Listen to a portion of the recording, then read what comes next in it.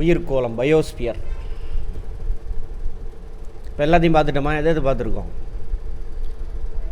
4 sphere பார்த்துருப்போம். நமக்கு இருக்கா? 4 ஸ்பியர். என்னென்ன? பூமியில் 4 ஸ்பியர், 4 கோளம். படமாக மாற்றிருந்தீங்கன்னா ஒன்றுமே இல்லையே. நிலக்கோளம். கரெக்டா? இங்கிலீஷில் லித்தோஸ்பியர். லித்தோஸ்பியர்னா எது?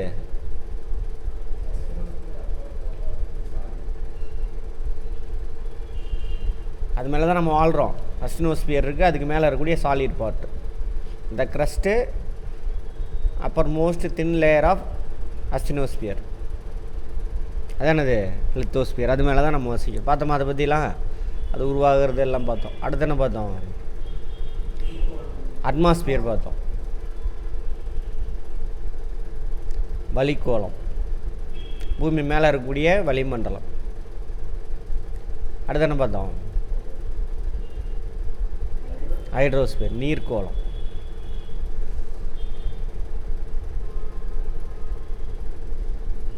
இது 3 சேர்ந்தது தானது. இது 3க்குள்ளே நடக்கக்கூடிய ஒரு என்னது கெமிக்கல் ப்ராசஸ். வாங்க வாங்க. அதனால் உருவானது தான் யார்? உயிர்கள். கெமிக்கல் ப்ராசஸில் அது ஒரு சைக்கிள், கெமிக்கல் சைக்கிள் ஆக்சுவலாக. அதான் வந்து என்னது? உயிர்கோளம்.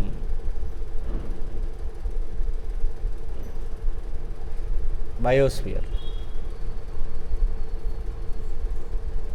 ஒரு இடத்துல உயிர்கள் எதை பொறுத்து இருக்குன்னா அங்கே இருக்கக்கூடிய இந்த 3 பொறுத்து தான் இருக்கும். நில அமைப்பு, வளிமண்டலம், தண்ணி. அதை பொறுத்து அதுக்கு தகுந்த மாதிரி அந்த உயிர் உருவாயிருக்கும். அதான் சொல்லுவேன், நம்ம என்ன பண்ணணும் ஏது பண்ணணும்னு டிசைட் பண்ணுறது யார்? நம்மளுடைய என்விரான்மெண்ட் தான். இப்போ அதுதான் பார்க்க போகிறோம். 9th unit 5 biosphere. இதில் பயாலஜி கெமிஸ்ட்ரிலாம் முடித்தவங்களுக்கு நல்லா ரீகால் ஆகும். முடிக்காதவங்க பார்ப்போம், ஒன்றும் பிரச்சனை இல்லை. அதை படிச்சுட்டு ஒரு தடவை எங்கேயும் வந்து என்ன பண்ணுங்கள், இன்னொரு தடவை படிச்சிங்கன்னா இன்னும் இன்ட்ரெஸ்டிங்காக இருக்கும். புரிஞ்சிக்க ட்ரை பண்ணுங்கள், மனப்பாடம் பண்ணாதீங்க. அப்போ உயிர்களை பற்றி, பயோனா அது உயிர். பூமியில் இருக்கக்கூடிய எல்லா உயிரினமும், பாக்டீரியாவிலேருந்து பெரிய உயிரினம் அது பூமியில்.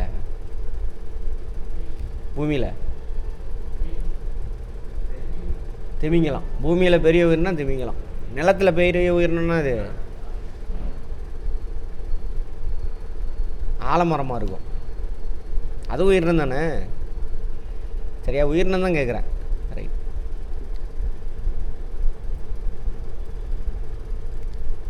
நாலாவது கோளம், புவியின் மேற்பலை அமைந்துள்ள இக்கோளம் உயிரினங்கள் வாழ்வதற்கு ஏற்றதாகும். பாறை கோளம், நீர்க்கோளம், வளிக்கோளத்தை உள்ளடக்கியது. ஓகேவா?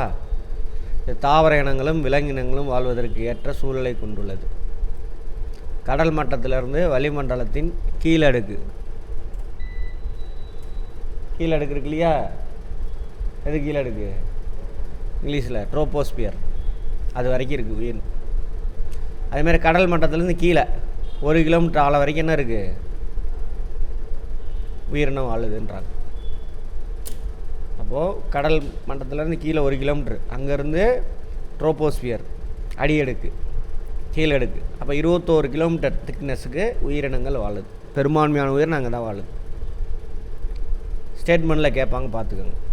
அதான் உயிர்கோளம். அதான் அங்கே போட்டுக்கோங்க. கடல் மட்டம், உயிரினங்கள் அதிகமாக வாழக்கூடிய பகுதியை சொல்கிறான். இதிலிருந்து இது வரைக்கும் 1 கிலோமீட்டர்.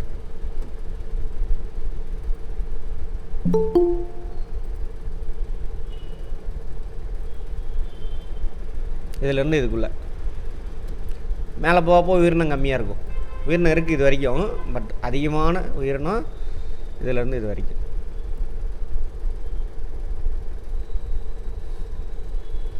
சூழ்நிலை மண்டலம், வார்த்தையிலே எடுத்துருக்கு பாருங்க. சூழ்நிலை மண்டலம், இங்கிலீஷில் எக்கோசிஸ்டம். அடுத்தது பல்லுயிர் தொகுதி, பயோம்ஸ் அப்படிம்பாங்க. பல்லுயிர் தொகுதி. சூழ்நிலை மண்டலம்னா இப்போ நம்ம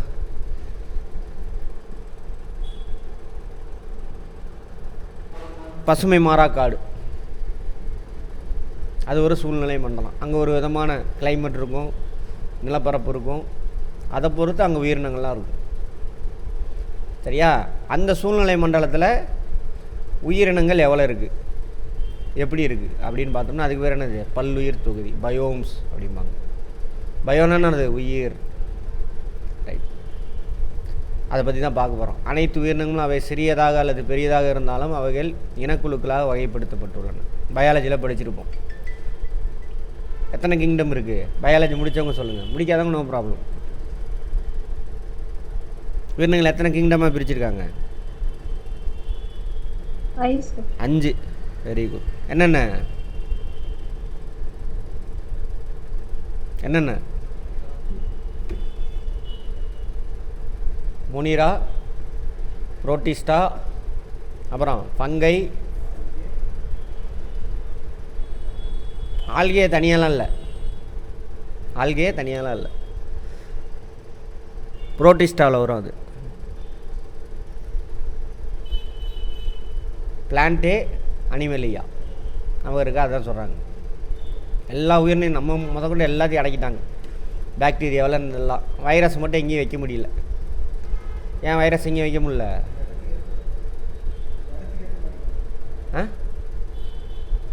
இடத்துக்கு ஏற்ற மாதிரியா? வைரஸுக்கு உயிர் உள்ளதுன்னு சொல்ல முடியாது, உயிர் இல்லாததுன்னு சொல்ல முடியாது. இது யூபிஎஸ்சியில் ஒரு கொஸ்டின், சும்மா சாதாரண சிம்பிள். வைரஸ் இன்னொரு உயிரினத்துக்குள்ளே உள்ளே போனால் தான் அதுக்கு உயிர் வரும். வெளியில் இருக்கிற வரைக்கும் அது சும்மா செத்தம் பொருள் தான். இன்னொரு செல்லுக்குள்ளே உள்ளே போனதுக்கப்புறம் அந்த செல்லை சாப்பிட்டு அதில் உள்ள உணவெல்லாம் எடுத்துக்கிட்டு இது நிறைய குட்டி போடும். இப்போ வெளியில் இருக்கும் பொழுது அது டெட் பாடி. ஒரு செல்லு இன்னும் ஒரு உயிருக்குள்ளே போயிடுச்சு. உயிர்னா செல்லு தான் உயிர், நம்மளாம் உயிர் கிடையாது. நிறைய கோடிக்கணக்கான செல்லு சேர்ந்தது தான் நம்ம உடம்பு. இப்போ நாங்கிறது கோடிக்கணக்கான உயிர் சேர்ந்தது தான் என் உடம்பு எல்லாம், உங்கள் உடம்புலாம். அப்போது உயிருக்குள்ளே போனோன்னா என்ன ஆகும்? அதுக்கு உயிர் கிடைக்கும். அதனால் ரெண்டுலேயும் வைக்க முடியாது எங்கேயுமே. அது இந்த 5 கேட்டகரியில் வராது. அது மாதிரி அது பார்த்துருப்போம் பயாலஜியில். சரி, விலங்கு, தாவரம், நுண்ணுயிர்கள் எந்த இடத்தில் வாழ்கின்றதோ அவ்விடம் அவற்றின் வாழிடம்.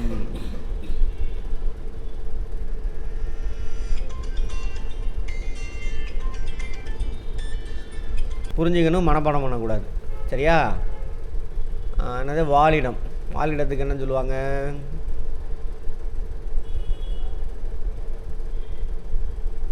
ஹேபிட்டட். இங்கிலீஷில் என்ன? ஹேபிட்டட். வாழிடம்னா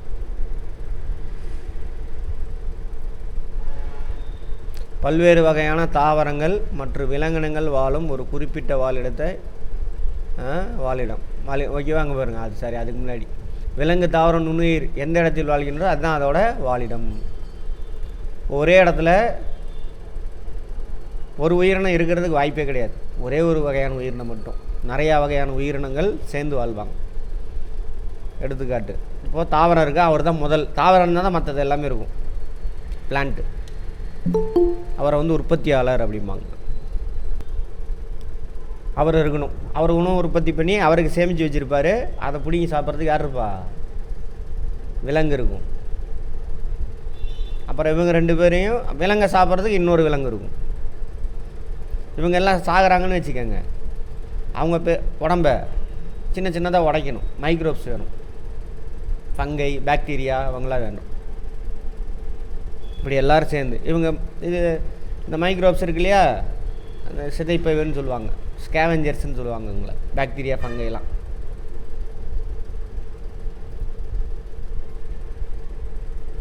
நம்ம உடம்பு செத்துப்போன உடம்பு, தாவரம் இருக்குல்லையே, இலை தலையெல்லாம் மரமே இருக்கட்டும், செத்து போய் கீழே விழுகுது. அதை சின்ன சின்னதாக உடைப்பாங்க. உடைக்கிறதுக்கு அவங்க வேணும். அவங்க உடைச்சாதான் திரும்ப இன்னொரு தாவரம் என்ன பண்ணும்? அவங்க உடைச்ச மைக்ரோப்ஸ், அந்த மாலிகுல்ஸ் எடுத்துகிட்டு திரும்ப வளரும். திரும்ப விலங்கு அதை சாப்பிடும். அப்புறம் அந்த விலங்கு இன்னொன்று சாப்பிடும். இவங்கெல்லாம் செத்து போயிட்டாங்கன்னா அவங்கள நொதுக்கி வைப்பாங்க. அல்லது இவங்களுடைய கழிவெல்லாம் இருக்குல்ல, அதை என்ன பண்ணணும்? சின்ன சின்னதாக உடைக்கணும். அதுக்கு மைக்ரோப்ஸ் வேணும். இவங்க எல்லோரும் சேர்ந்தது தான் அது அந்த வாழிடம். ஸோ அப்போ ஒரு இடத்துல, ஒரு வாழிடத்தில் நிறையா உயிரினங்கள் ஒன்றா சேர்ந்து வாழ்ந்துட்டுருப்பாங்க. அப்போ எல்லா உயிரினும் சேர்த்து தான் அது பயோடைவர்சிட்டி, உயிர் பன்மை. பயோடைவர்சிட்டி, பல்வேறு வகையான உயிரினங்கள் ஒன்றா வாழுது. பயோடைவர்சிட்டி. பயோனா உயிர், டைவர்ஸ்னா அர்த்தம் வேறுபட்ட உயிரினங்கள் ஒரு இடத்துல வாழும். சரியா? ரைட். அடுத்தது சூழ்நிலை மண்டலம், எக்கோசிஸ்டம். இப்போ நான் சொன்னதெல்லாம் சேர்த்திக்கணும். உயிரினங்கள் பல்வேறு வகை இருக்கா, ஒன்று ஒன்று சார்ந்து இருக்கா. அது இல்லாமல் அங்கே நிலம், மண், கிளைமேட்டு, தண்ணி, வளிமண்டலம், இதுக்கேற்ற மாதிரி தான் அங்கே உயிரினங்கள் இருக்கும். அப்போ அந்த உயிரினங்கள், அந்த உயிரற்றவு எல்லாத்தையும் சேர்த்துனோம்னா அதான் எக்கோசிஸ்டம். இந்த உயிர்களுக்கு தேவையான மெட்டீரியலாக எங்கேருந்து கிடைக்கும்? அந்த உயிரற்றவையிலேருந்து கிடைக்கும். திரும்ப உயிர் உள்ளது என்ன பண்ணும்? இறந்த உடனே உயிரற்ற பொருளாக திரும்ப மண்ணில் நம்ம வெளியிடக்கூடிய கார்பன் டை ஆக்சைடு, ஆக்சிஜன், தாவர வெளியிடக்கூடிய ஆக்சிஜன் எல்லாம் எங்கே போகும்? உயிர் இல்லாத இடத்துக்கு போகும். இது எல்லாத்தையும் சேர்த்துனோம்னா என்னது? அதுதான் எக்கோசிஸ்டம். சூழ்நிலை மண்டலம் என்பது பல்வேறு உயிரினங்களின் தொகுதியாகும். பல்வேறு உயிரினங்களின் தொகுதி. இச்சூழ்நிலை மண்டல அமைப்பில் வாழ்கின்ற உயிரினங்கள் ஒன்றோடு ஒன்று தொடர்பு கொள்வதோடு பிற உயிரற்ற சுற்றுச்சூழல் காரணிகளான நிலம், மண், காற்று, நீர் போன்றவற்றோடு தொடர்பு கொள்கின்றன. உயிரினங்கள் அவங்களுக்குள்ளேயும் தொடர்பு இருக்கும். இப்போ நான் சொன்னல லிங்க்கு, அதேமாரி உயிர் இல்லாதவங்களுக்குன்னு தொடர்பு இருக்கும். இவன் வெளியிடுறதா என்ன ஆகும்? இப்போ நம்ம வெளியிடுற கார்பன் டை ஆக்சைடு எங்கே போகும்? வளிமண்டலத்துக்கு போகும். நம்ம வெளியிடக்கூடிய H2O மாலிகுல் வளிமண்டலத்துக்கு போகும். நம்மளோட கழிவுகள் மண்ணில் போகும். இருக்கா? அதான் சொல்கிறாங்க. சூழ்நிலை மண்டலம் மிக சிறிய அலையிலிருந்து, சின்ன யூனிட் சூழ்நிலை மண்டலத்தில் மரப்பட்ட இலை இருக்குல்ல, உலகளாவிய சூழ்நிலை மண்டலம் அல்லது சூழல் கோலம் எக்கோஸ்பியர் வரை விவசாய நிலம், குலச்சூழ்நிலை மண்டலம், இதெல்லாம் ஒவ்வொரு மண்டலம். விவசாய நிலம் ஒரு சூழ்நிலை மண்டலம், வனச்சூழல் அமைப்பு, இது மாதிரி ஏகப்பட்டது இருக்குன்றாங்க. யூனிவர்சல் அப்படின்றாங்க. இங்கு உயிரினங்கள் நிலையாக வாழ்வதற்கு ஏற்ற சூழல் காணப்படுகிறது. பல்லுயிர் வாழ்விடம் புவியில் உள்ள அனைத்து சூழ்நிலை மண்டலங்களையும் உயிரினங்களையும், அதாவது மனித இனத்தையும் உள்ளடக்கியது. என்ன சொல்கிறாங்க? பயோடைவர்சிட்டி இருக்கு இல்லையா, எல்லா சூழ்நிலை மண்டலங்களையும் மனித இனத்தையும் உள்ளடக்குனது தானே அது பயோடைவர்சிட்டி, பல்லுயிர் வாழிடம். புரிஞ்சிட்டு மட்டும் வாங்க.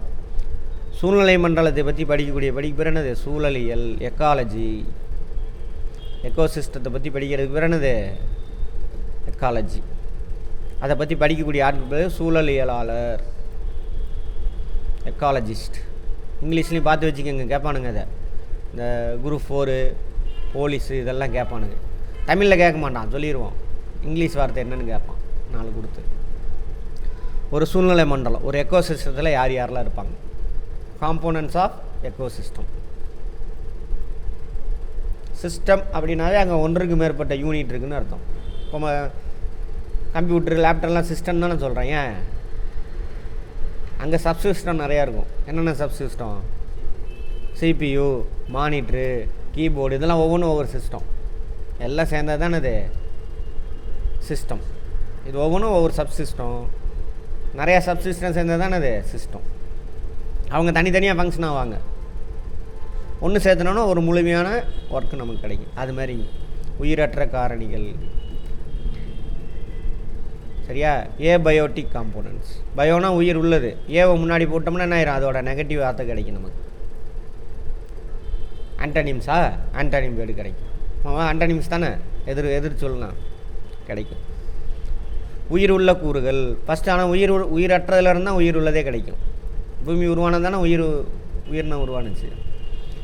அப்புறம் ஆற்றல் கூறுகள், எனர்ஜி சம்மந்தமானது, எனர்ஜி காம்போனன்ட்ஸ்.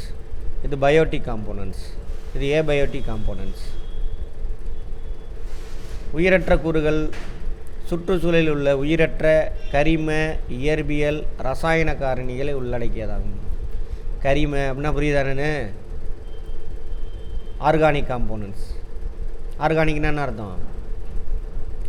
உயிரினங்கள் உருவாக்கின மூலக்கூறுகள், அதான் ஆர்கானிக். இயற்பியல், ஃபிசிக்கல், ஹீட்டு இதெல்லாம் இருக்குல்ல அது. ரசாயன, கெமிக்கல் எல்லாம். எடுத்துக்காட்டு நிலம், காற்று, நீர், சுண்ணாம்பு, இரும்பு இதெல்லாம் வந்து என்னது உயிரற்ற கூறுகள்.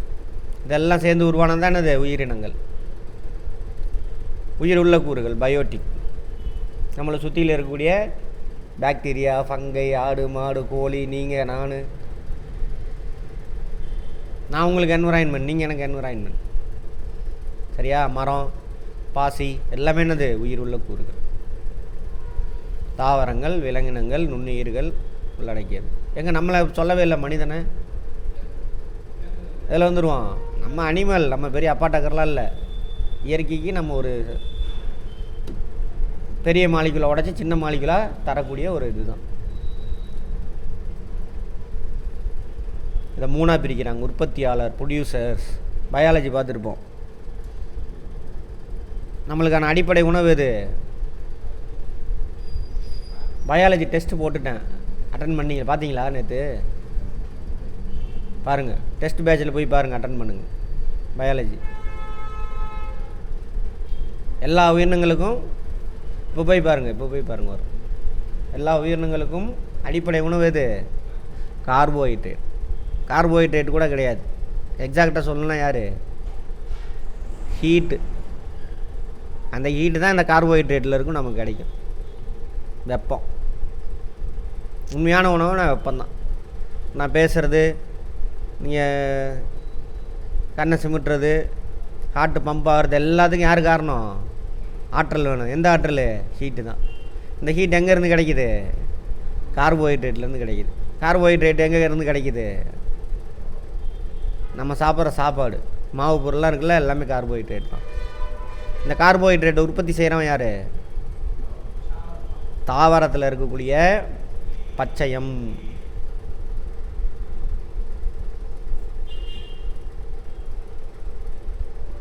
சரியா? தாவரத்தில் இருக்கக்கூடிய பச்சையம். இந்த பச்சையம் யாருக்கிட்ட கிடையாது? அதாவது பச்சையத்துக்கு இங்கிலீஷில் குளோரோஃபைலா? குளோரோஃபைல். பிளான்ட் செல்லில் மட்டும்தான் இந்த குளோரோஃபைல் இருக்குது. அனிமல் செல்லில் கிடையாது. படிச்சிருப்பீங்க. சரியா? ரைட். அனிமல் செல்லில் கிடையாது. இங்கே மட்டும்தான் உணவு உற்பத்தி நடக்கும்.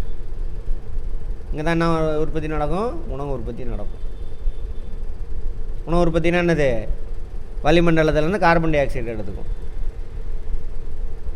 அட்மாஸ்பியர்லேருந்து, பூமியிலேருந்து தண்ணியை உறிஞ்சிக்கும். சூரிய ஒளியை பிடிச்சி நிறையா படிச்சிருப்போம் பயாலஜியில் இதை பற்றி. Carbon di oxide plus H2O மாலிகுலு கேட்பாங்க. உணவு உற்பத்திக்கு தேவையான மூலப்பொருள் எது அப்படின்னு. அப்புறம் சூரிய ஒளி,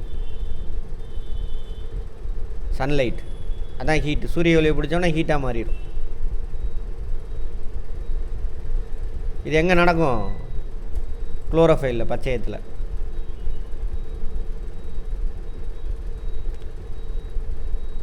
ப்ராடக்ட் என்ன? கார்போஹைட்ரேட்.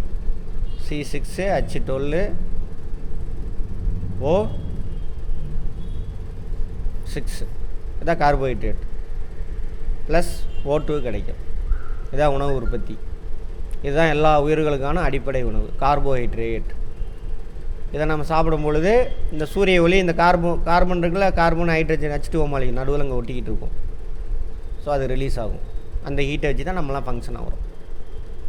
ஸோ இந்த உணவு உற்பத்தி செய்கிறவங்க யார்? தாவரம் மட்டும் தான் செய்ய முடியும்.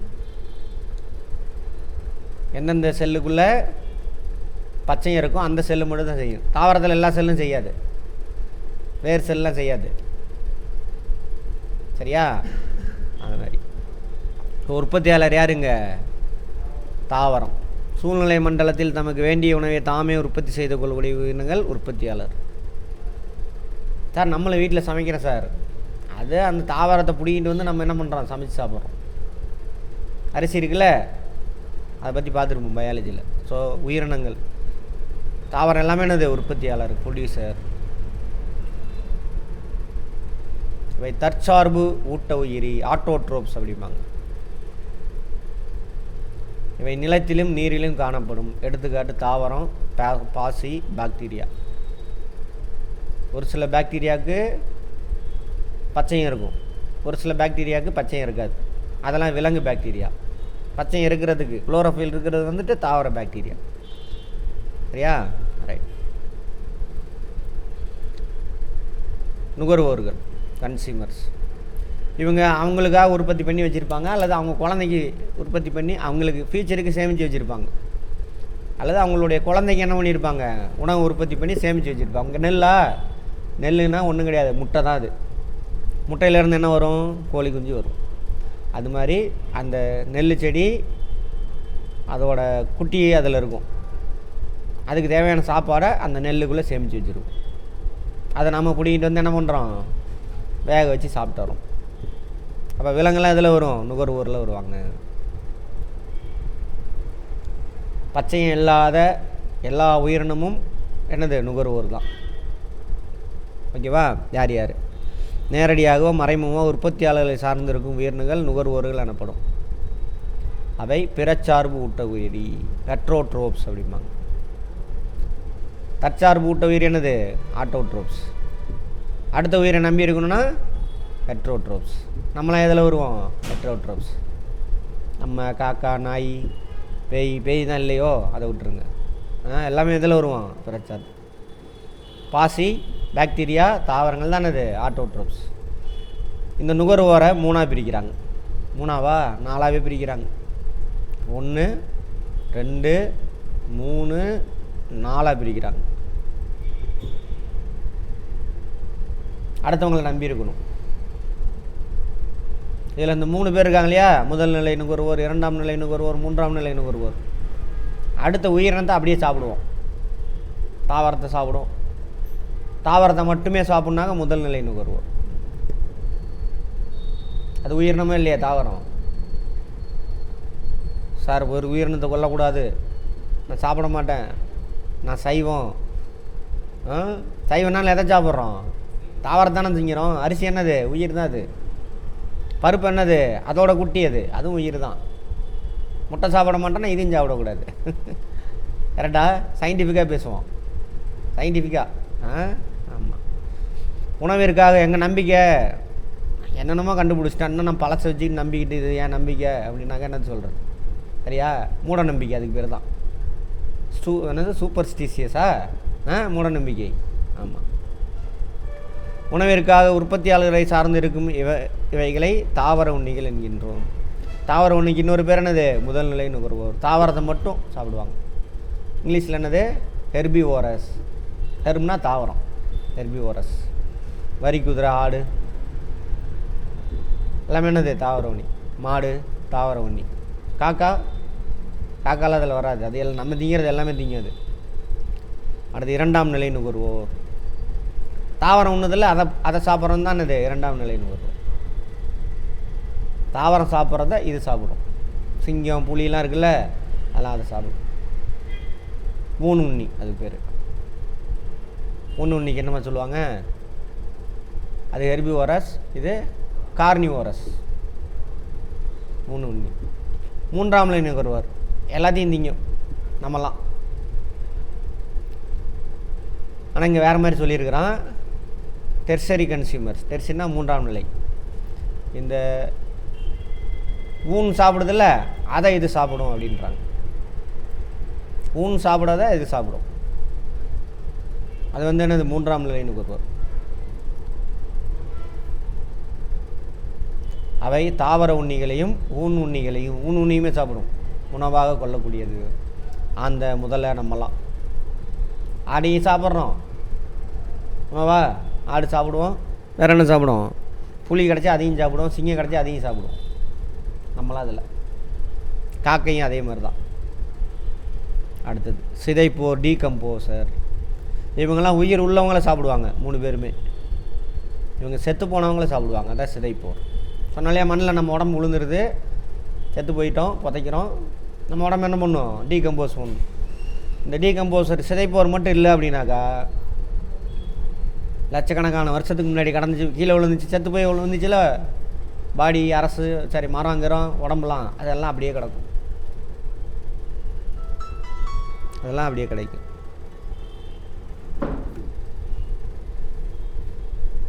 இவ்வுயிரினங்கள் தங்களுக்கு தேவையான உணவை தாமே தயாரிக்கலாதவை. அவை இறந்த அழுகிய தாவர விலங்குகளை உணவாக உட்கொண்டு வாழக்கூடியவை. இவங்க மட்டும் இல்லாமல் போயிட்டாங்கன்னா என்றைக்கோ உயிரினம் அழிஞ்சு போயிருக்கும். ஆனால் டீகம்போஸ் பண்ண முடிஞ்சிருக்க முடியாது. மண்ணில் இருக்கிற வளமெல்லாம் தீர்ந்துருக்கும். எல்லா உடம்பு மரம்லாம் அப்படியே கிடக்கும். அப்போ என்ன இருக்காது, ரீசைக்கிள் நடந்திருக்காது. சரியா? நம்ம கண்ணகி மாதிரி வந்திருக்க. இவங்களுக்கு இன்னொரு பேர் சாப்ரோட்ரோப்ஸ். கேட்பாங்க, இது கூட கேட்பாங்க, சிதைப்போருக்கு இன்னொரு பேர் என்ன அப்படின்னு. இவங்க எல்லாம் நினச்சி பாருங்கள், நம்ம உடம்பு அவ்வளோதான், உயிரினமே இருக்காது. ரைட். பாக்டீரியாலாம் அங்கே வந்துருச்சா? சரி, பூஞ்சை காலம்லாம் அங்கே வந்துருச்சு. அவ்வளோதான். அப்போ மொத்தம் 2 கூறா உயிர் உள்ளதை 2ஆக பிரிக்கிறாங்க மேஜராக. ஆமாவா? ஒன்று யார்? உற்பத்தியாளர், இன்னொன்று கன்சியூமர். கன்சியூமராக 4ஆக பிரிக்கிறாங்க. முதல் நிலை, 2ஆம் நிலை, 3ஆம் நிலை. அடுத்து என்னது? சிதைப்போர், டீகம்போசர்ஸ். 1, 2, 3 உயிரினங்கள் அப்படியே சாப்பிடுவானுங்க. சிதைப்போர் செத்து போனதை சாப்பிடுவாங்க. சாப்ரோட்ரோப்ஸ் அப்படிம்பாங்க. சாருண்ணி. மரப்பட்ட காளான்லாம் எப்படி வருதுன்னு நினைக்கிறீங்க? அது ஒரு பூஞ்சை, ஃபங்கஸ். அது தன்னோட நம்ம வாயில் உமிழ்நீர் வருதில்ல, அது மாதிரி ஒரு உமிழ்நீரை சுரந்து மரப்பட்ட இலையில் என்ன பண்ணுவோம், அனுப்புவாங்க. அந்த செல்லெல்லாம் என்ன ஆகும், சின்னதாக உடையும். உடஞ்சி அதை உறிஞ்சி எடுத்துக்கும். அப்படியே நம்ம உடம்புல நடக்கிறது தான். சரியா? ரைட். ஆற்றல் கூறுகள், எனர்ஜி. உயிர்கோளத்தில் வாழும் அனைத்து உயிரினங்களும் தம் பணியினை செய்வதற்கும் ஓர் ஆற்றலை மற்றொரு ஆற்றலாக மாற்றுவதற்கும் ஆற்றலை பயன்படுத்தும். ஆற்றல்னால் ஒன்றுமே வேலைக்கு ஆகாது. நம்ம சாப்பிட்ற சாப்பாடு சின்னதாக உடையணுன்னா அங்கே என்ன வேணும், எனர்ஜி வேணும். எனர்ஜி ரொம்ப ரொம்ப முக்கியம். அதே மாதிரி வேலை செய்கிறதுக்கு எல்லாத்துக்குமே என்ன வேணும், ஆற்றல் வேணும். வாழும் அனைத்து உயிரினங்களும் தம் பணிகளை செய்வதற்கு. பணி இருக்கு இல்லையா, தலையாட்டுறது, நடக்கிறது, ஓடுறது, ஒடியாறது, ஹார்ட்டு சுருங்கி விரிகிறது. இப்போ தலையாட்டுறீங்க, மூளை வேலை செய்யுது. எல்லா ஐம்புலன்களையும் நம்ம அது இன்ஃபர்மேஷன் எடுத்துகிட்டு மூளைக்கு போகுது. வேலை நடக்குதா? இது எல்லாத்துக்கும் வேணும், ஆற்றல் வேணும். அப்போ என்ன பண்ணணும், காலைல சாப்பிட்டீங்களா? காலைல யார் சாப்பிடாமல் இருக்கீங்க? ஏன் லேட் ஆகிடுச்சு? சரி, அப்படின்னா ஓகே. காலையில் விரதம் இருக்கிறேன், காலைல சாப்பிட மாட்டோம்பாங்க. அதெல்லாம் முட்டாளத்தனமான வேலை. பார்த்துக்கோங்க. உயிர்கோளம் முழுமைக்கும் சூரியனே ஆற்றலை வழங்கக்கூடியதாக உள்ளது. பார்த்தோமா? தமிழ்நாட்டு அரசியல் மாதிரியே தான். அவன் ஆட்சியில் இருந்தாலும் இல்லாட்டி அவனையே தான் திட்டுவானுங்க. வரவெல்லாம் அங்கே தான் சூரியன் தான் திட்டுவானுங்க. அதே மாதிரி எல்லா உயிரினங்களுக்கு ஆற்றல் எங்கேருந்து வருது? சூரியன்லேருந்து வரும். சூரிய ஒளி யார் பிடிச்சிக்குவா? தாவரங்களில் இருக்கக்கூடிய குளோரோஃபைல் பிடிச்சி வேதி ஆற்றலாம் மாறும். கேள்வி இதெல்லாமே அதானது உணவு உற்பத்தி. ஒளிச்சேர்க்கையின் பொழுது என்ன ஆற்றலாக மாறுதுன்னு கேட்பான். ஒளி ஆற்றல் வெப்ப ஆற்றல் இல்லை, ஒளி ஆற்றல் என்ன ஆற்றலாக மாறுது? வேதி ஆற்றலாக மாறும். அது பிடிச்சதுக்கப்புறம் நடுவில் ஒரு டிரான்ஸ்ஃபர் ஆகும், ஹீட்டாக மாறி தான் அப்புறம் தான் அங்கே போகும். ஆனால் எண்டு டு எண்டு தான் சொல்லணும், நடுவில் உள்ளது சொல்லக்கூடாது. ஒளி ஆற்றல் வேதி ஆற்றலாக மாற்றப்படும். நம்ம உடம்பு என்ன ஆற்றல் எங்கேருந்து எப்படி கிடக்குதுன்னு கேட்பாங்க. கார்போஹைட்ரேட் உடைக்குதா? கார்போஹைட்ரேட்டுக்குள்ளே என்ன ஆற்றலாக இருக்குது? வேதி ஆற்றலாக இருக்குது. வேதி ஆற்றல் என்னவா கிடைக்கும்? வெப்ப ஆற்றலாக மாறும். தொட்டு பாருங்க, உடம்புலாம் ஹீட்டாக இருக்கா? அப்படிதான் கேட்பாங்க. நம்ம உடல் தேவையான ஆற்றலை எங்கேருந்து எப்படி பெறுது அப்படின்னு. கார்போஹைட்ரேட்லேருந்து இருக்கக்கூடிய வேதி ஆற்றலை வெப்ப ஆற்றலாக பெறுது அப்படின்னு அதான் சொல்கிறாங்க. அப்போ நம்ம உடம்புல உள்ள ஹீட் எங்கேருந்து வந்துச்சு? சூரியன்லேருந்து. அதான் சொல்கிறாங்க, உயிர்கோளம் முழுமைக்கும் சூரியனே ஆற்றல் வழங்கக்கூடியதாக உள்ளது. நீங்கள் நானும் ஓடுறது ஒடியாறதுக்கான ஹீட்லாம் எங்கேருந்து வந்தது? சூரியன்லேருந்து வந்தது. ஒரு சென்டென்ஸ் சொல்லிட்டான், உட்காந்து மனப்பாடம் பண்ணக்கூடாது, புரிஞ்சுக்கணும். சூழ்நிலை மண்டலத்தில் உள்ள பல்வேறு கூறுகளின் வழியாக சூரிய ஆற்றல் பிற ஆற்றல் வடிவங்களாக மாற்றப்படுகிறது. பார்த்தோம்ல, சூரிய ஆற்றல் தாவரம் பிடிச்சி என்ன ஆற்றலாக மாற்றுது? வேதி ஆற்றலாக மாற்று. ஓகேவா? கார்போஹைட்ரேட்டை போய் உட்காந்துக்கும். அதுக்கப்புறம் என்ன பண்ணும்? அந்த தாவரம் கார்போஹைட்ரேட்டை என்னவா சேமித்து வைக்கும்? ஸ்டார்ச்சாக சேர்த்து வைக்கும். கேட்பாங்க, தாவரங்கள் தன்னோட முக்கியமான சேமிப்பு பொருள் எதுன்னு கேட்பாங்க. முக்கியமான சேமிப்பு பொருள் எது? ஸ்டார்ச்சு. இன்னும் கொழுப்பாகவும் சேமித்து வைக்கும், ஆனால் ஸ்டார்ச் தான் முக்கியமானது. அப்புறம் அதை பிடிக்கிட்டு வந்து அரிசி, அதான் ஸ்டார்ச்சு, அதை பிடிக்கிட்டு வந்து நம்ம சாப்பிடுவோம். நம்ம உடம்புல என்னமா சேமிக்கப்படுவோம்? ஃபேட்டாக சேமிக்கப்படும். விலங்குகளினுடைய முக்கியமான சேமிப்பு பொருள் அது ஃபேட்.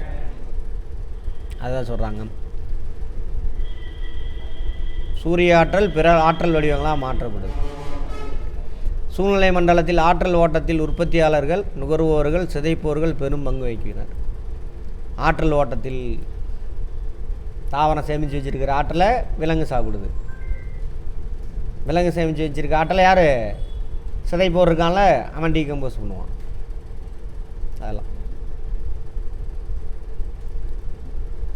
ஸ்கேவெஞ்சர் சொன்ன இல்லையா? இங்கே பாருங்க,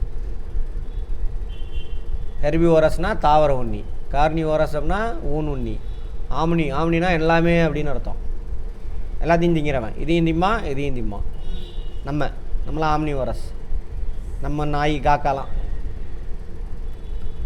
ஸ்கேவெஞ்சர்ஸ் சிதைப்போர். சரியா? அடுத்து சூழ்நிலை மண்டலத்தின் செயல்பாடுகள். உணவு, ஃபுட் வெப். ஃபுட் செயின் கேள்விப்பட்டிருப்பீங்க. செயின்னா என்னது? டேரெக்டாக இப்போ புல் இருக்குது, புல்லை திங்கிறது மானை திங்கிறது புளியை திங்கிறது, எல்லாத்தையும் திங்கிறது மனுஷன். அப்படி வச்சுக்கலாம். புல்வெளியில் இது புல்வெளி வச்சுக்கலாம். புல்வெளியில் புலி வேண்டாம், சிங்கம் வச்சுக்கலாம். ஏன்னா புலி வந்து காட்டில் தான் இருக்கும். காட்டுக்கு ராஜா யார்? சிங்கம்னா தப்பு, புலி தான். காட்டில் எங்கேயாவது நம்ம மேற்கு தொடர்ச்சி மலையில் சிங்கம் இருக்கா? தானே காடு. எங்கே இருக்குது சிங்கம்? இந்தியாவில் குஜராத்தில்.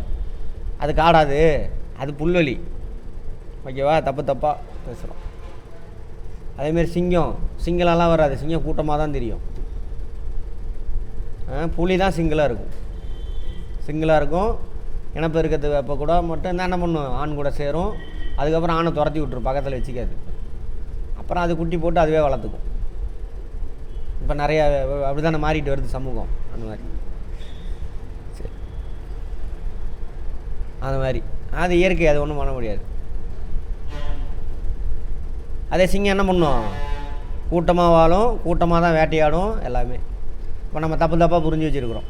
இதுதான் இது வந்து என்னது? உணவு சங்கிலி. ஓகேவா?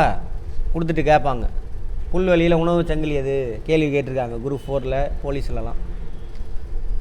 ஆனால் அப்படியே இருக்கும்? அப்படி கிடையாது. ஒரே செயினெல்லாம் கிடையாது. வெப்பு இது ஆக்சுவலாக. இப்போ புல்லை திங்கிறவங்க இவங்க எல்லோரும் புல்லை திங்கிறவங்க. இவங்க எல்லாருமே சாப்பிடுவாங்க, மாற்றி சாப்பிடுவாங்க. முயல் வந்துட்டு அணிலெல்லாம் சாப்பிடுமாம்மா. சரியா? அதேமாதிரி இவர் சாப்பிடுவார், கீரி இவரை சாப்பிடுவார். அப்படியே எல்லாம் மாற்றி ஒருத்தருக்கு ஒரு உணவு இல்லைன்னா இன்னொரு உணவு சாப்பிட்டுக்குவாங்க, மாற்றி. அதான இந்த ஃபுட் வெப்பு. அனைத்து உயிரினங்களும் ஒன்றோடு ஒன்று தொடர்பு கொண்டு ஆற்றல் மட்டம், உணவு சங்கிலி மற்றும் உணவு வலையினை உருவாக்குகிறது. சூழ்நிலை மண்டலத்தில் செயல்பாடுகள் ஆற்றல் ஓட்டத்தின் அமைப்பை சார்ந்துள்ளது. ஆற்றல் ஓட்டம். இப்போ இவங்க இருக்காங்கள்ல, புல்லை சாப்பிட்டு அதோட ஆற்றலில் இதோட இப்போ 100 கலோரி சாப்பிடுதுன்னு வச்சுக்கோங்க, கார்போஹைட்ரேட்டு 50 செலவாயிருச்சு. மிச்சம் 50 அதோட உடம்புல சேர்த்து வச்சிருக்கு ஃபேட்டாக. அதை யார் பிடிங்கி சாப்பிட்ருவா? பெரிய உயிரினங்கள், இதுவோ பெரிய பூனையோ ஓனையோ சாப்பிடும். எதை? மானை. அப்போ அதுக்கிட்ட உள்ள ஆற்றல் இருக்குல்ல, ஃபேட்டு, அதை சொல்கிறாங்க. ஒன்றோடு ஒன்று சார்ந்துள்ளன. கரிமமற்ற கரிம பொருட்களின் பரவலுக்கும். கரிமமற்ற கரிம பொருள் இங்கிலீஷில் இன்ஆர்கானிக். கரிமமற்றனா கரிம பொருள், ஆர்கானிக். கரிம பொருள்னா என்னது? உயிரினம் உருவாக்கக்கூடிய மாலிகுல், சேர்மங்கள். கரிமமற்றதுன்னா உயிரினம் இல்லாதது. இப்போ எக்ஸாம்பிள், இந்த மானுக்கிட்ட இருந்து இந்த சிங்கத்துக்கு என்ன கிடைக்கும்? கால்சியம், சரியா, அயன், இதெல்லாம் கிடைக்கும். இதெல்லாம் கரிமமற்றது. அதே கரிம பொருள் ஃபேட்டு, புரோட்டீனு, விட்டமின் அதெல்லாம் கிடைக்கும். சும்மா சொல்லிட்டான் ஒரு லைனில், அப்படியே அது இவ்வளோ அர்த்தம் இருக்குது. பயாலஜி புரிஞ்சிருந்தால் தான் இது நல்லா புரியும். பயாலஜி அட்டன் பண்ணாதவங்க அதை அட்டன் பண்ணணும், திரும்ப அட்டன் பண்ணணும். அப்போ இதெல்லாம் பரவலுக்கு யார் இது? சூழ்நிலை மண்டலத்தில். ஆமாம்.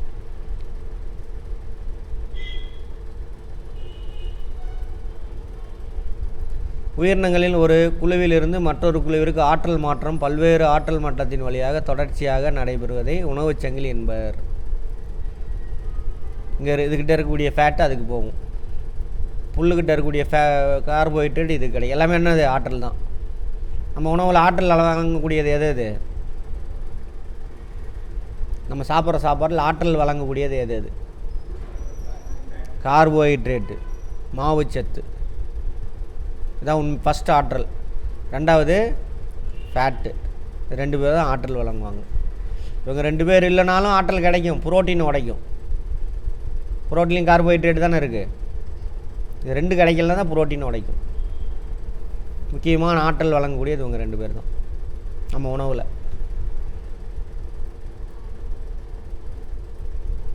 உணவு சங்கிலிகள் ஒன்றை ஒன்று சார்ந்து பிணைக்கப்பட்ட அமைப்பு உணவு வலை எனப்படுது. இது உணவு வலை. இப்போ இது 3 மட்டும் போட்டிருந்தோம் அப்படின்னம்னாக்கா உணவு சங்கிலி, ஃபுட் செயின். இப்போ எல்லாம் ஒன்றோட ஒன்று மாற்றி மாற்றி மாற்றி லிங்க் ஆகிருக்கு. இது அது சாப்பிடும், அதை எது சாப்பிடும், மாற்றி எது கிடைக்குது அதுக்கு தகுந்த மாதிரி. ஸோ அதனால் அது எனக்கு பேர் அது ஃபுட் வெப் அப்படின்றாங்க. உணவு சங்கிலி ஒன்றோடு ஒன்று பிணைக்கப்பட்டால் அதுக்கு பேர் என்னது? உணவு வலை, ஃபுட் வெப். உயிரினப்பன்மை, பயோடைவர்சிட்டி முன்னாடி பேசியாச்சு. ஒரு இடத்துல பல்வேறு வகையான உயிரினம், ஒரு உயிரினம் மட்டும் வாழுதுன்னா அங்கே வந்துட்டு வாய்ப்பே இல்லை. ஒரு உயிரினம் இன்னொரு உயிரினத்தை சார்ந்து தான் இருக்கும். அதுக்கு பேர் என்னது? உயிரினப்பன்மை, பயோடைவர்சிட்டி. ஒரு வாழிடத்தில் வாழ்கின்ற பல்வேறு வகையான உயிரினங்களை குறிப்பதாகும். தாவரம் இருக்குது, விலங்கு இருக்குது, பிற நுண்ணுயிர்கள் இருக்குது. இது எதை பொறுத்து இருக்கும்? அங்கே இருக்கக்கூடிய ஏபயோட்டிக் மேட்டர், உயிரற்ற பொருளை சார்ந்து தான் இருக்கும். அங்கே இருக்கக்கூடிய காலநிலை தான் நம்ம எப்படி இருக்கணும், நம்ம என்ன சாப்பிட்ணுங்கிறத யார் தீர்மானிப்பா? அங்கே உள்ள காலநிலை தான். இப்போ நம்ம ஊரில் என்ன விளையும்? நெல். குளிர் பிரதேசத்தில் கோதுமை. 2மே ஆற்றல் வழங்கும். பட் அதுக்கு தான் அதில் கலோரி அதிகம், கோதுமையில். நம்மள அதோட கலோரி கம்மி. ஏன்னா அது குளிர் பிரதேசம், அதுக்கு தகுந்த மாதிரி. அதேமாதிரி வீடு கட்டுறது எல்லாமே, நம்ம ட்ரெஸ் பண்ணுறது எல்லாத்தையும் யார் தீர்மானிப்பா? காலநிலை. நிலத்தோற்றம், மனித செயல்பாடுகள் தாக்கத்திற்கு உள்ளாகின்றன. இப்பல்லுயிர் வாழ்விடங்கள் புவியில் ஓரிடத்தின் உயிரியல் ஆதாரங்களின் வலிமையை பிரதிபலிக்கக்கூடியதாக உள்ளது. பார்ப்போம். உண்மையில் உள்ள ஒவ்வொரு இனமும் சூழல் மண்டலத்தில் முக்கியமான பங்கை வகிக்கிறது. நம்ம ஏரியாவில் சூழல் மண்டலத்தில் முக்கியமான ஆளுங்க ஒவ்வொருத்தவங்களும். ஏதாவது ஒரு உயிரினம் அழிஞ்சிச்சுனாக்கா அந்த சூழ்நிலை மண்டலமே அழிஞ்சு போயிடும். இப்போ காட்டில் புலி இருக்கா, புலியில் அழிஞ்சு போச்சுன்னா முடிஞ்சு போச்சு. புலி கம்மியாக தான் இருக்கும். புலி யாரை வேட்டையாடுவா? மான், எருமை, இவங்கெல்லாம் வேட்டையாடுவாங்க. புலியெல்லாம் அழிஞ்சு போச்சு அப்படின்னாக்கா மானினம் பெருகிரும். மானினம் ஃபுல்லாக பெருகிருச்சு. அப்போ என்ன பண்ணாது? எல்லா தாவரத்தையும் சாப்பிட்டு காலி பண்ணிடும். அப்புறம் தாவர இனமே அழிஞ்சு போயிடும். அப்போ என்ன ஆயிரும்? மானும் செத்து போயிடும். புரிஞ்சுதா? அப்போ ஒன்று அழிஞ்சதுன்னா பிரச்சனை. அதேமாதிரி ஒரு பாக்டீரியாலாம் இதே வச்சுக்குவோம். பூஞ்சை. யார் அவர்? பூஞ்சை டீகம்போசர், சிதைப்போர். செத்து போன உடலில் உயிரினெலாம் சிதைக்கணும். அவங்க இல்லைன்னு வச்சுக்கோங்க, இலை தலையில் அப்படியே விழுந்து மக்காமல் அப்படியே கிடக்கும். மக்கினா தான் என்ன ஆகும்? திரும்பவும் தாவரத்துக்கு உணவு கிடைக்கும். ஸோ தாவரத்துக்கு உணவு கிடைக்காது. அதேமாதிரி விலங்குலாம் செத்து போனது அப்படியே அப்படியே கிடக்கும், மக்காது. அப்போ மண்ணில் உள்ள வளம்லாம் குறைஞ்சி போய் எல்லா மரமும் வளம் இல்லாமல் என்ன ஆயிரும்? செத்து போயிடும். புரிஞ்சுதா? அதான் சொல்கிறாங்க, ஒரு எக்கோசிஸ்டத்தில் இருக்கக்கூடிய ஒவ்வொரு உயிரினமும் முக்கியமானவங்க. ஒவ்வொரு இனமும் சூழ்நிலை மண்டலத்தில் முக்கிய பங்கை வகிக்கிறது. ஒரு பகுதியின் சுற்றுச்சூழல் சமநிலை மற்றும் சமூக நலனை, அதாவது சுற்றுலா, கல்வி, ஆராய்ச்சி பேணி வருது அப்படின்றாங்க. சுற்றுச்சூழலை பாதுகாக்கிறது யாராம்மா? அவங்களாம் அப்படின்றாங்க. சரி, ரைட்.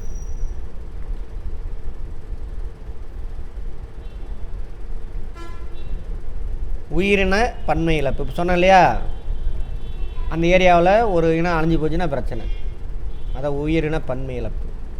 ஒரு ஆரோக்கியமான சூழ்நிலை மண்டலம் சுத்தமான நீர், காற்று, வளமான மண், உணவு, மூலப்பொருள், மருந்து பொருட்களை வழங்குகின்றது. நமக்கு மருந்தெல்லாம் எங்கேருந்து கிடைக்குது? வளிமண்டலத்திலேருந்து கிடைக்கும். சரி, வளிமண்டலம் காட்டிலேருந்து கிடைக்கும் மருந்தெல்லாம். ஓகேவா? சுத்தமான காற்று எப்படி கிடைக்கும்? நிறையா மரம் இருந்ததுன்னா கார்பன் டை ஆக்சைடெலாம் ஆக்சிஜனாக மாற்றி கொடுக்கும். அதான் சொல்கிறாங்க, இச்சூழ்நிலை மண்டலம் பாதுகாக்கப்பட வேண்டும். பல்லுயிர் தொகுதி, பயோம்ஸ்.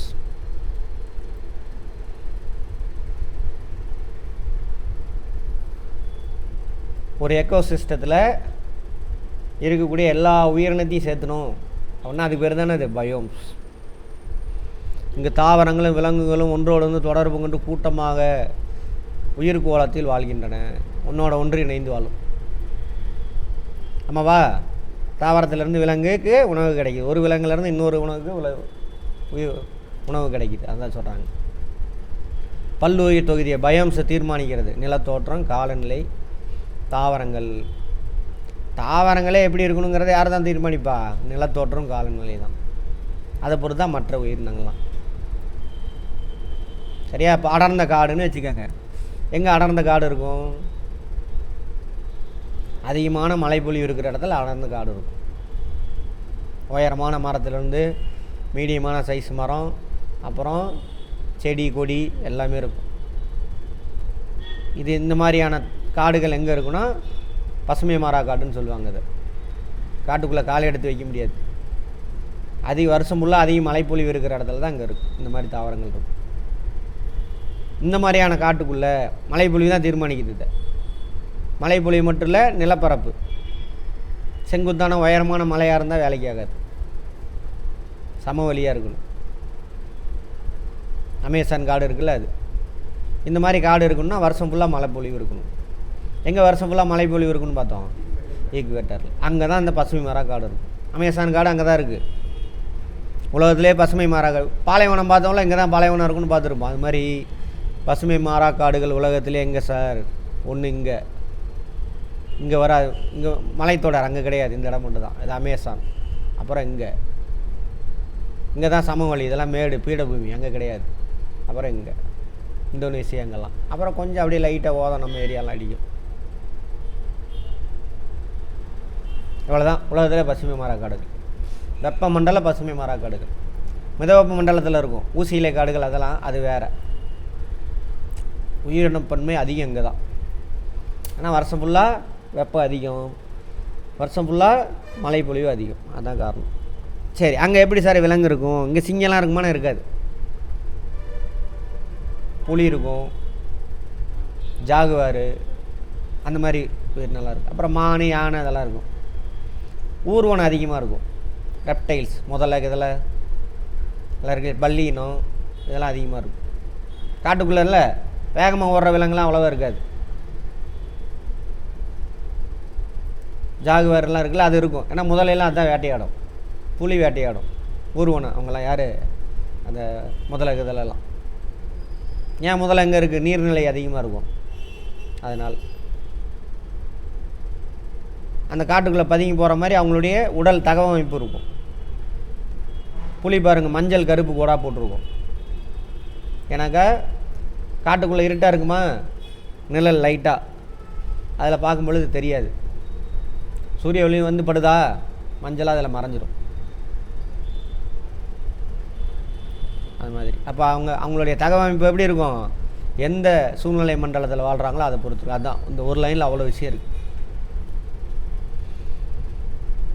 பல்லுயிர் தொகுதியை நிலத்தோற்றம், காலநிலை, இவங்க 2 பேர் தான் தீர்மானிப்பாங்க. அதை பொறுத்து தான் தாவரம் இருக்கும். தாவரத்தை பொறுத்து தான் என்ன இருக்கும்?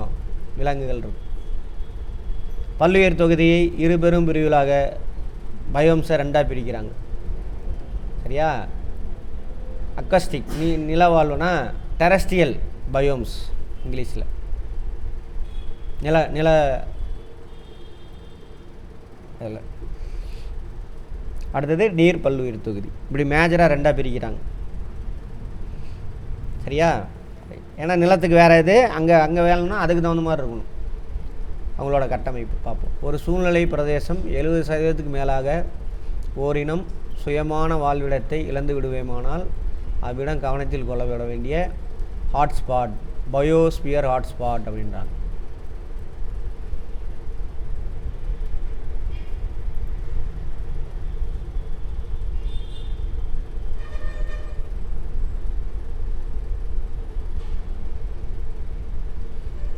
An ecological region that has lost more than 70% of its original habitat is considered a hotspot. Biosphere ஹாட்ஸ்பாட்னு நிறைய பிரிச்சிருக்காங்க தெரியுமா. அந்த இடத்த என்ன பண்ணணும், நம்ம பாதுகாக்கணும். 70% அதோட சூழ்நிலை இழந்திருக்கு அப்படின்னாக்கா அதை பாதுகாத்து திரும்ப மீட் எடுத்துகிட்டு வரணும். இந்தியாவில் முக்கியமான ஹாட்ஸ்பாட் ஹிமாலயாஸ், வெஸ்டர்ன் காட்ஸ், இந்தோ பர்மா ரீஜன், என்னது சுந்தா லேண்டா, எதை சொல்கிறான், சுந்தா நிலப்பகுதி, எதை சொல்கிறான்னு தெரில. சரி பார்ப்போம். முக்கியமான ஏரியாஸ் எங்கே இந்தியாவில், மேப் போடுறோம் பாருங்கள். சுந்தரவனம் தெரில, பார்ப்போம். வெஸ்டர்ன் காட்ஸ் மேற்கு தொடர்ச்சி மலை, இமயமலை, இந்தோ பர்மா ரீஜன், இந்த ஏரியா. வடகிழக்கு மாநிலம் இருக்குல்ல, அந்த ஏரியா. அதை அழிக்கிறது தான் அங்கே மணிப்பூரில் எல்லா வேலையும் பண்ணிகிட்டு இருக்கிறானுங்க. அங்கே நிறையா மினரல் ரிசோர்ஸ் இருக்குது, நிலக்கரி எல்லாம். அதை கொள்ளையடிக்கிறதுக்கு தான் அந்த மக்களை கீழே இறக்கிறதுக்காக கலவரத்தை உண்டு பண்ணிகிட்டு இருக்காங்க. நிலக்கரியெலாம் இருக்குது. உலகில் 34 இடங்களில் உயிர் பன்மை தகுதி வளமை மையமாக கருதப்படுகிறது. உலகத்தில் மொத்தம் 34 இருக்குது. இந்தியாவில் மொத்தம் எத்தனை? 4. இமயமலை, மேற்கு தொடர்ச்சி மலை, அப்புறம் இந்தோ பர்மா பிரதேசம், இந்த ஏரியா. பர்மா அங்கே தான் இருக்கும். சுந்தா நிலப்பகுதி. சுந்தா நிலப்பகுதி எதை சொல்கிறான், சுந்தர்பன்ஸ் சொல்கிறாங்களா? சரி, இதெல்லாம் ஃபேக்ட். இந்தியாவில் இருக்கக்கூடிய முக்கியமான அந்த வள மையங்கள், ஹாட்ஸ்பாட், பாதுகாக்கப்பட வேண்டியது. ஆமாம், 34 ஹாட்ஸ்பாட் இருக்காமா உலகத்தில். டெரஸ்ட்ரியல் பயோம்ஸ், இப்போது நிலப்பகுதியில் பார்த்திங்கன்னா மொத்தம் 1 2 3 4 5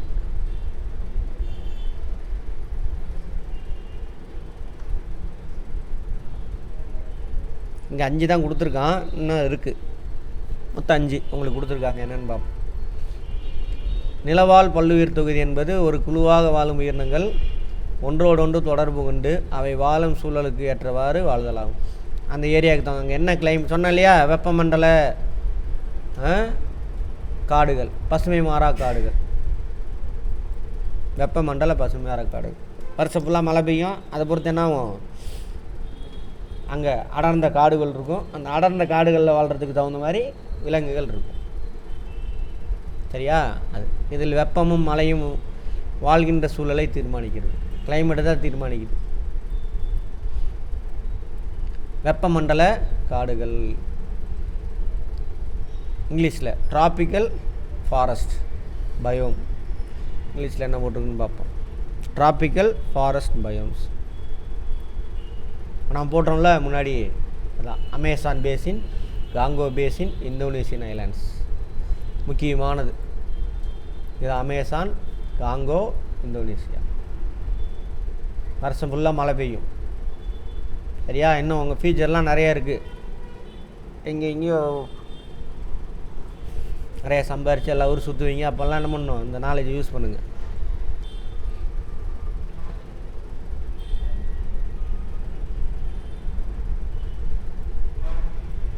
அதில் வெப்பமண்டல காடுகள் சொன்னாலே இன்னும் நிறையா இருக்குன்னு அதுக்குள்ளே இதுக்குள்ளேயே அடக்கிட்டானுங்க. அவை வெப்பமண்டல பசுமை மாறா காடுகள், பருவகால இலையுதிர் காடுகள் 2ஆக பிரிக்கிறானுங்க. இதை ஒட்டின பகுதியில் இப்போ பார்த்தீங்கன்னா கேரளா இருக்கு இல்லையா, வெப்பமண்டல பசுமை மாறா காடு கேரளா. அதே அப்படியே நம்ம கிழக்கு சரிவு, என்னவா என்ன போட்டிருக்கான்,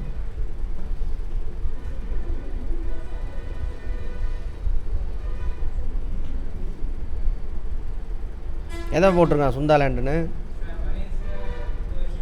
அதையா போட்டிருக்கான். அது நமக்கு இந்தியாவுக்கு சம்மந்தமே இல்லையே. சரி பரவாயில்ல, வைங்க, அது அப்புறம் பேசிக்குவோம். கவனிங்க, இப்போது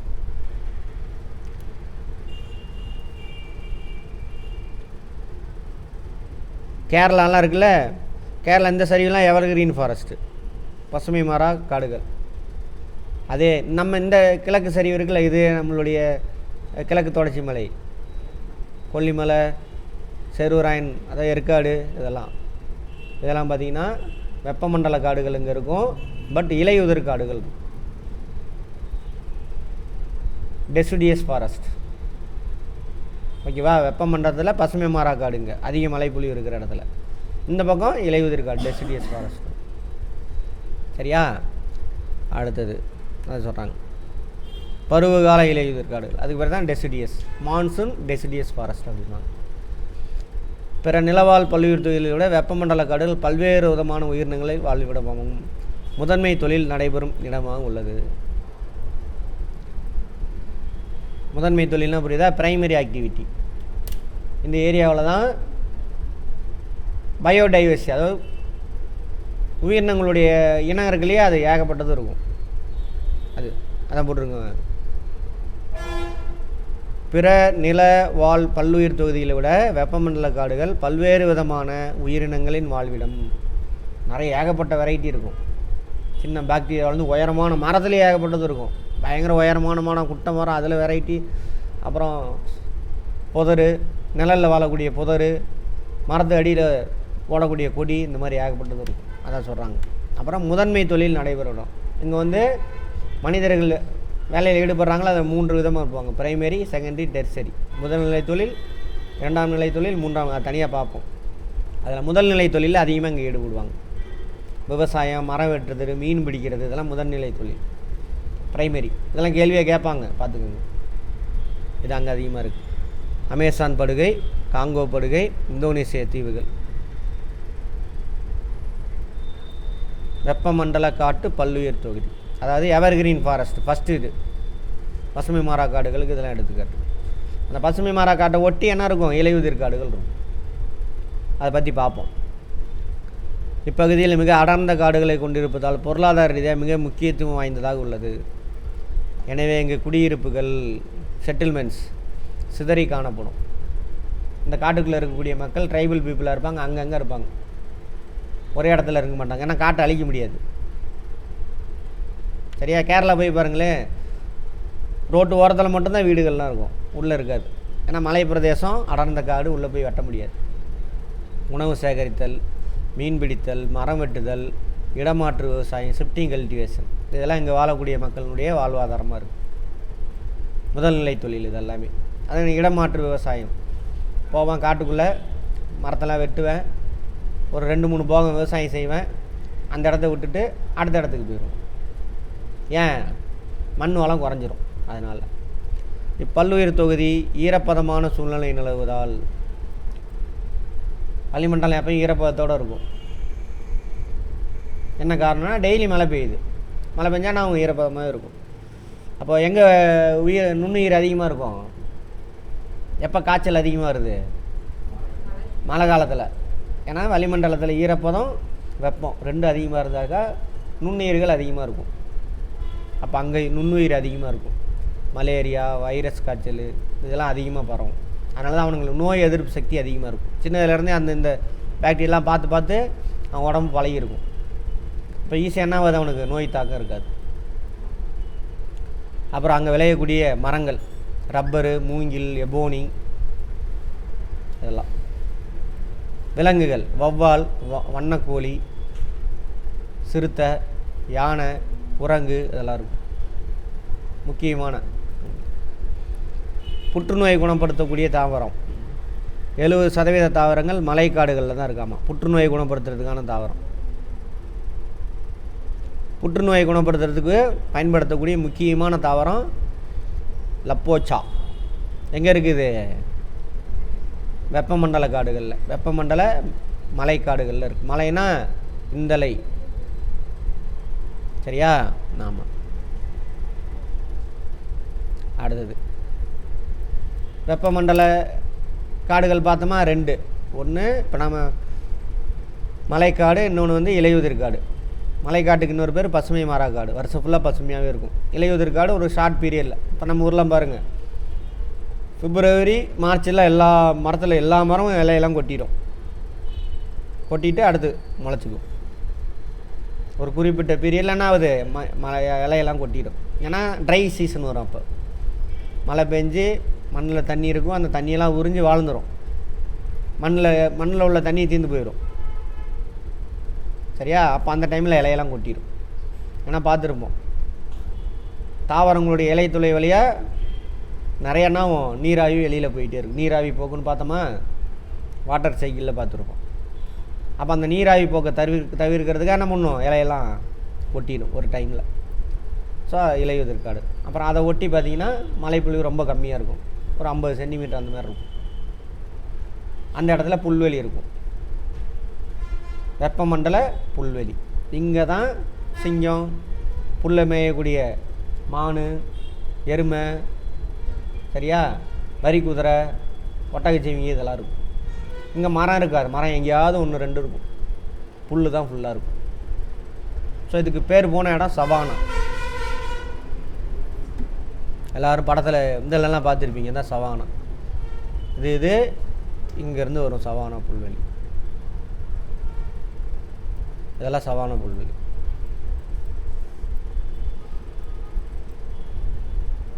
உலகத்திலே பேர் போனது.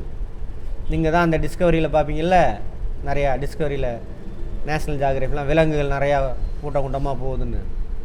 அங்கே தான் ஆப்பிரிக்காவில் தான் இருக்குது. மேப் பார்க்குறப்ப என்ன பண்ணும், முழுசாக மனசில் வச்சுட்டு பாருங்கள். ஸோ அந்த ஏரியாவில் சவானா தான் இருக்குது. அது ஸோ சவானா புல்வெளி. வெப்பமண்டல புல்வெளிக்கு இன்னொரு பேர் என்னென்னு கேட்பாங்க, சவானா கிராஸ்லேண்ட்.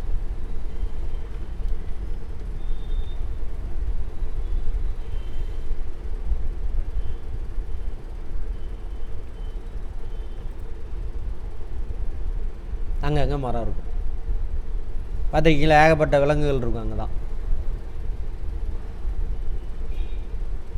மரம் அங்கங்கே இருக்கும். இங்கே தான் சிங்கம் இருக்கும், கூட்டமாக அவங்கள ஓப்பன் ஸ்பேஸில் வேட்டையாடி சாப்பிட்றது. அந்த இருக்கா தெரியுதா மேப்பு? இது எவர் கிரீன் ஃபாரஸ்ட், அதை ஒட்டி இதெல்லாம். இன்னொன்று என்னமோ பார்த்தோமே, இது அங்கே இருக்குது பாருங்கள். இங்கெல்லாம் கிராஸ்லேண்ட். வெப்பமண்டலத்தில் நம்மளதெல்லாம் இந்த பக்கம்லாம் கிராஸ்லேண்டு தானே. அதெல்லாம் இங்கே ஆஸ்திரேலியாவில் எல்லாம் எதை ஒட்டி இருக்குது, டிராபிக்கல் ரீஜனுக்குள்ளே இருக்கும். அதனால் என்னது, வெப்பமண்டல புல்வெளி, டிராபிக்கல் கிராஸ்லேண்ட் அப்படிம்பாங்க. எல்லாமே எங்கே இருக்கும், எவர் கிரீன் ஃபாரஸ்ட் ஒட்டியே இருக்கும். கேரளாலாம் பாருங்கள், கேரளா கிடையாது, கேரளா பசுமை மாறா காடு. நம்ம ஊர்லாம் பாருங்கள், உள்ள ஆறு எங்கெங்கெல்லாம் ஓடுதோ அதை தவிர மற்ற இடம்லாம் பொட்டல் காடாக தான் இருக்கும். இங்கேருந்து போய் பாருங்கள், மேற்கு தொடர்ச்சி மலையிலேருந்து ஆறு இப்படி குறுக்க போதில் அங்கே மட்டும்தான் வேறு மாதிரி இருக்கும், மரங்கள் அடர்ந்து அந்த மாதிரி இருக்கும். மற்ற இடம்லாம் என்னது, இங்கே வரைக்கும் ஆந்திரா தாண்டி மத்திய பிரதேசம் வரைக்கும் பொட்டல் காடாக தான் இருக்கும். ட்ரெயினில் போய் பார்த்துருக்கீங்களா? பாருங்கள்.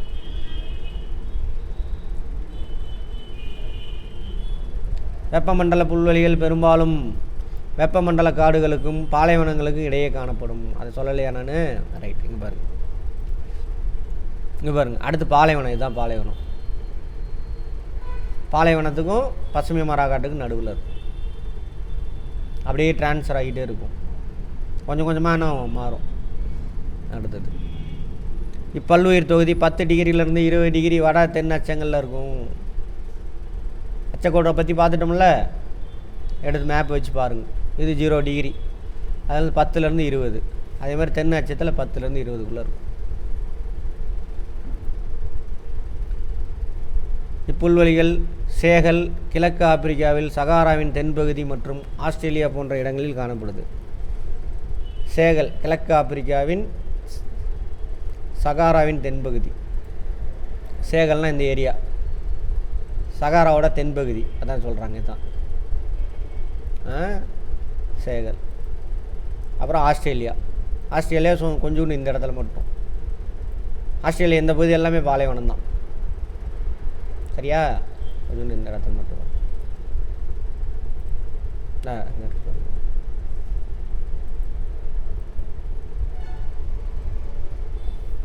இப்பல்லுயிர் தொகுதி பொதுவாக வெப்பமாகவும் வறண்டு காணப்படும். வெப்பமாக இருக்கும், வறண்டு இருக்கும். வறண்டுன்னா அர்த்தம் H2O மாலிகுல் கம்மியாக இருக்கும், மழைப்பொழிவு கம்மி, மிதமான மழைப்பொழிவு. அதனால தான் புல்வெளி. நிறைய மழைப்பொழிவு இருந்தால் என்ன ஆயிரும், பசுமை மாறா காடாக மாறிடும். எனவே இங்கு வாழும் புற்கள் உயரமாகவும் கூர்மையாகவும் காணப்படும். பயங்கர ஹைட்டாக இருக்கும். சரி, இதில் இல்லை, இந்த இதில் பாருங்கள், நல்லா ஹைட்டாக இருக்கும். அந்த டிஸ்கவரி, நேஷ்னல் ஜியாகிரஃபிலாம் பார்த்தீங்கன்னா தெரியும்.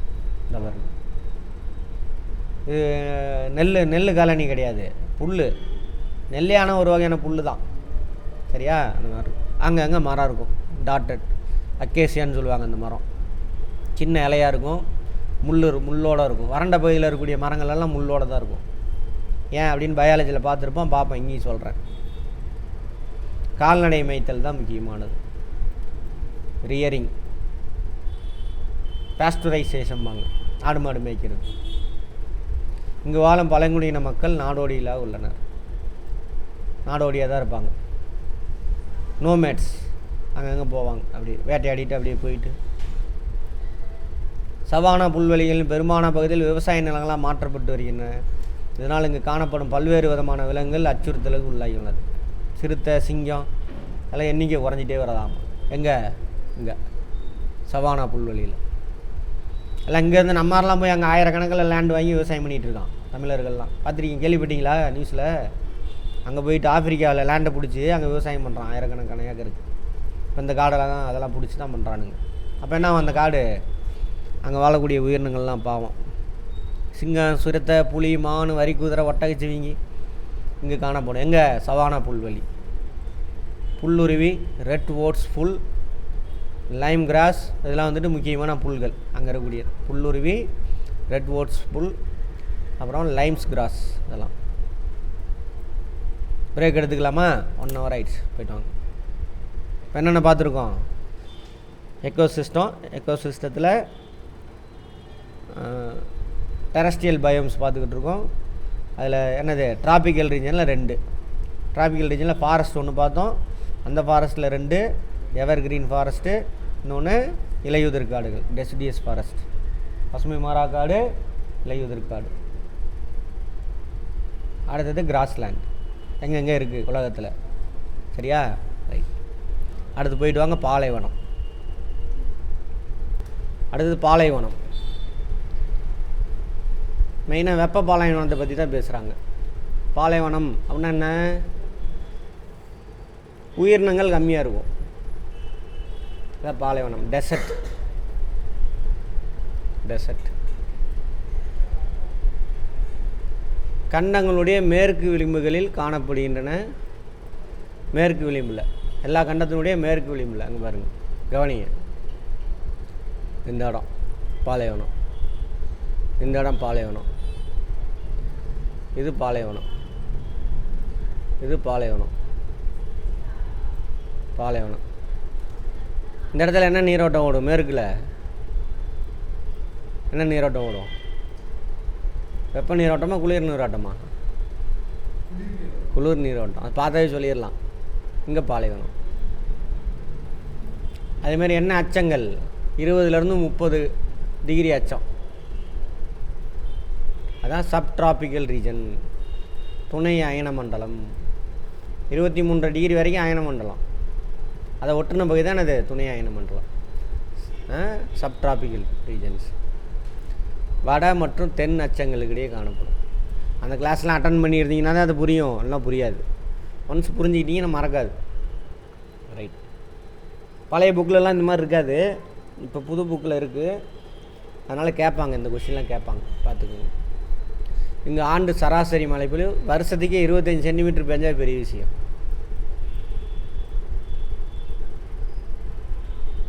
அதோட கம்மியாக தான் இருக்கும். மழைப்பொழிவு பற்றாக்குறை மற்றும் வறண்ட காலநிலை காரணமாக இங்கே தாவரங்கள் அரிதாக இருக்கும், தாவரமே இருக்காது முதல்ல. அதேமாரி இங்கே இருக்கக்கூடிய தாவரங்கள் வந்து ஜெரோஃபைட்ஸ் அப்படிம்பாங்க. பாலைவன தாவரங்களுக்கு பேர் என்னது? ஜெரோஃபைட்ஸ். குட்டையாக இருக்கும், தசைப்பற்றுள்ள தண்டுகள்னால் இலை வந்து தசைப்பற்றாக இருக்கும். இலை முழுசாவோ அல்லது ஒரு பகுதியோ முள்ளாக மாறிடும். சரியா? ஏன்னாக்கா முள் ஏன் முள்ளாக மாறுதுனாக்கா விலங்குகள் சாப்பிடக்கூடாது அதை, அதுக்காக. இலை இருக்காது, அப்படியே இருந்தாலும் சின்னதாக இருக்கும், சின்ன இலையாக மேலே மெழுகு பூசி இருக்கும். குட்டையான ரொம்ப உயரமான மரம்லாம் இருக்காது, குட்டையாக இருக்கும், முட்புதர் இருக்கும். அப்புறம் கள்ளி சப்பாத்தி கல்லிலாம் இருக்குல்ல, அந்த மாதிரி இருக்கும். அதோட வேர் ரொம்ப ஆழத்துக்கு போகும், தண்ணியை தேடி ரொம்ப ஆழத்துக்கு போகும். அந்த வகையான தாவரத்துக்கு பேர் தான் இந்த ஜெரோஃபைட்ஸ். மணலாக இருக்கும், மண் உவர்ப்பாக இருக்கும், பாலைவனத்தில் விவசாயத்துக்கு உகந்ததெல்லாம் ட்ரீட்மெண்ட் பண்ணி விவசாயம் பண்ணலாம். முட்புதர்கள், குறுங்காடுகள், ஸ்க்ரப்ஸ் சின்ன சின்னதாக இருக்கும், பனை போன்ற தாவரங்கள் இங்கே காணப்படும். தமிழ்நாட்டில் பனைமரம் இருக்கா? ஏன்? உள் மாவட்டம் எல்லாமே என்னது? பாலைவனம் தான், அரை பாலைவனம் தான். ஆமாம். உணவு சேகரித்தல் முக்கியமான தொழில். வேட்டையாடுதல், உணவு சேகரித்தல். ஃபுட் கேதரர்ஸ் இங்கிலீஷில். மேய்ச்சல் நிலம் தேடி ஒரு இடத்துலேருந்து இன்னொரு இடத்துக்கு இடப்பெயர்வு, அதே தான் நோமேட்ஸ். ஒட்டகங்கள் வந்து முக்கியமான என்னது, அவங்க போக்குவரத்துக்காக பயன்படுத்துகிறாங்க. என்ன காரணம்? அதோட அடாப்டேஷன். கால் பெருசாக இருக்கும், மணலில் பதியாது, ரொம்ப நாள் தண்ணி குடிக்காமல் கூட வாழ முடியும், அதெல்லாம் அடாப்டேஷன். பாலைவன சோலை அப்படின்னு பார்த்துருவோம், ஓயாசிஸ் அப்படின்னு பார்த்துருவோம். பாலைவனத்தில் ஏதாவது ஒரு இடத்துல மட்டும்னா அவன் தண்ணி இருக்கும், அந்த இடம் சோலையாக இருக்கும்.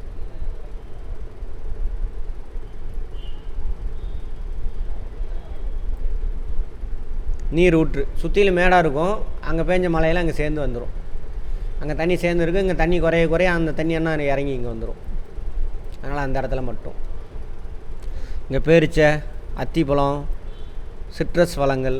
சிட்ரஸ்னால் புளிப்பு சுவை உடையது. திராட்சை, சாத்துக்குடி, அதெல்லாம். அது ஸ்பெசிஃபிக்காக ஃபஸ்ட்டில் மொத்தமாக சேர்த்து ஒன்றா சொல்லுவாங்க, சிட்ரிக் அப்படின்னு சொல்லுவாங்க. டார்டாரிக் அமிலம் தான் புளிப்பு சுவை இருக்கிறது எல்லாமே. ஓகேவா? அது எல்லாத்தையும் சேர்த்தி அப்போது சிட்ரஸ் ஃப்ரூட்ஸ்ன்னு சொல்லுவாங்க. மக்காச்சோளம் இதெல்லாம் அங்கே வந்து விளையக்கூடிய முக்கியமானது.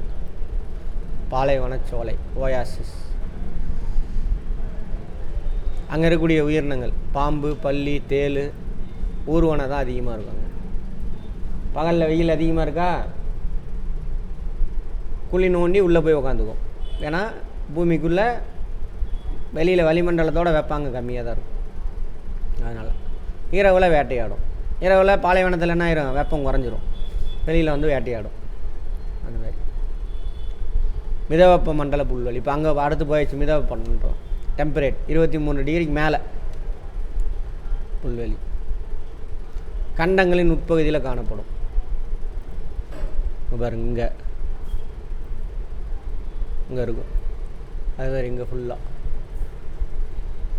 இங்கே ஸ்டெப்பி புல்வெளிம்பாங்க, மிதவெப்ப மண்டல புல்வெளி.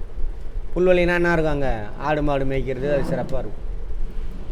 அதுமாதிரி இங்கே ப்ரைரி, இங்கே பேம்பாஸ், வேல்டு ஏதோ ஒன்று இருக்குது இங்கே. அதேமாதிரி இங்கே ஒரு புல்வெளி இருக்கும். ஆடு மாடு மேய்க்கிற தொழில் தான் சிறப்பாக இருக்கும் மிதவெப்ப மண்டலத்தில்.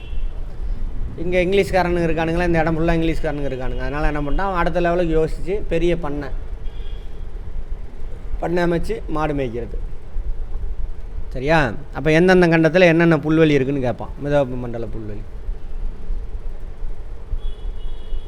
மிதமான கோடை காலம். கோடை காலத்தில் ஏன்னா அது மிதவெப்ப மண்டலம் தள்ளி போயிடுச்சு ஈக்குவேட்டர்லேருந்து, கருவடாக இருக்கனால ரொம்ப ஹாட்டாக இருக்காது, நீண்ட குளிர்காலம் இருக்கும். குளிர்காலத்தில் மழை பெய்யும். அங்கே இப்பிரதேசங்களில் உள்ள புல்வெளிகள் முழுமையாக மழைப்பொழிவை சார்ந்துள்ளன. இப்போலாம் ஆர்டிஃபிஷியலாக கொண்டுட்டு வந்துட்டானுங்க. அதிகமான மழைப்பொழிவு உயரமான மென்மையான புற்கள் வளர்வதற்கும், குறைந்த மழைப்பொழிவு குட்டையான மென்மையான புற்கள் வளர்வதற்கும் துணை பெறும். மழைப்பொழிவு அதிகமாக தான் நல்லா ஹைட்டாக இருக்கும் புல், மழைப்பொழிவு கம்மியாக இருந்தால் குட்டை குட்டையாக இருக்கும்.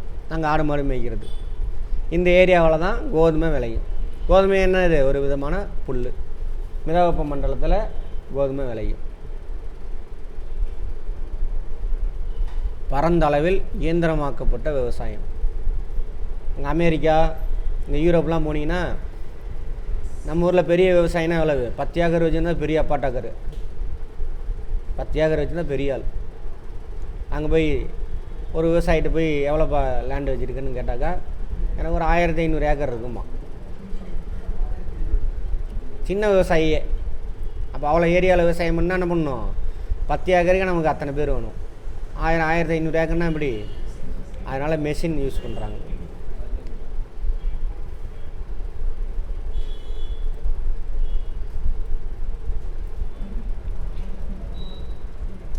வீட்டா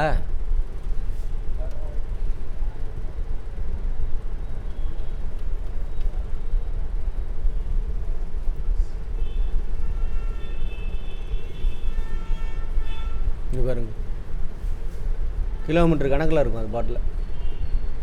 இதெல்லாம் ஒரு வயலே இவ்வளோ பெருசு இருக்குது. அதுமாதிரி மேடு பள்ளமான நிலத்துலேயும் பயிர் செய்யலாம்.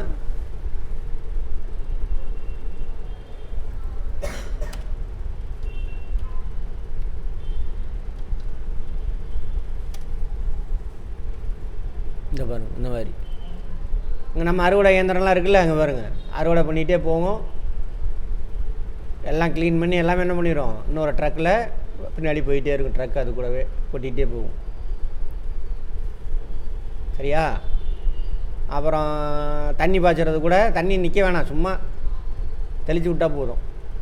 ஸ்ப்ரிங்கிள் இரிகேஷன் அல்லது ஃப்ளைட்டில் போலாம் போயிட்டு தண்ணி பாய்ச்சுவானுங்க. இந்த கமல் படத்தெல்லாம் பார்த்தீங்கன்னா தெரியும், பின்னாடி ஃப்ளைட் ஏதாவது தண்ணி பாய்ச்சிட்டே போயிட்டுருக்கும் சின்னதாக, அதெல்லாம் யூஸ் பண்ணுவானுங்க. அதான் ஒரு லைனில் போட்டிருக்காங்க. அப்போது மிதவெப்ப மண்டலத்தில் இருக்கக்கூடிய புல்வெளியில் இந்த மாதிரி பெரிய அளவில் என்ன பண்ணுறாங்க, கோதுமை பயிரிடுறாங்க. இயந்திரமாக்கப்பட்ட, பரந்த அளவில் இயந்திரமாக்கப்பட்ட விவசாயம் நடக்குது. எங்கே?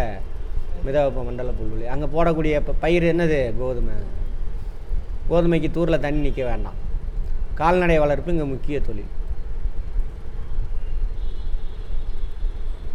இங்கே என்ன பண்ணுவான் பெருசாக? ஒன்று கோதுமை பயிர் செய்வான், அப்படி இல்லைன்னா என்ன பண்ணுவானாக்கா 100 ஏக்கர் 200 ஏக்கரில் புல் வளர வச்சு அங்கே அந்த புல்லை வெட்டிட்டு வந்து, ஆமாம், அந்த என்ன படம், மாற்றான் படத்துலலாம் வருமா, கால்நடை பண்ணைகள்.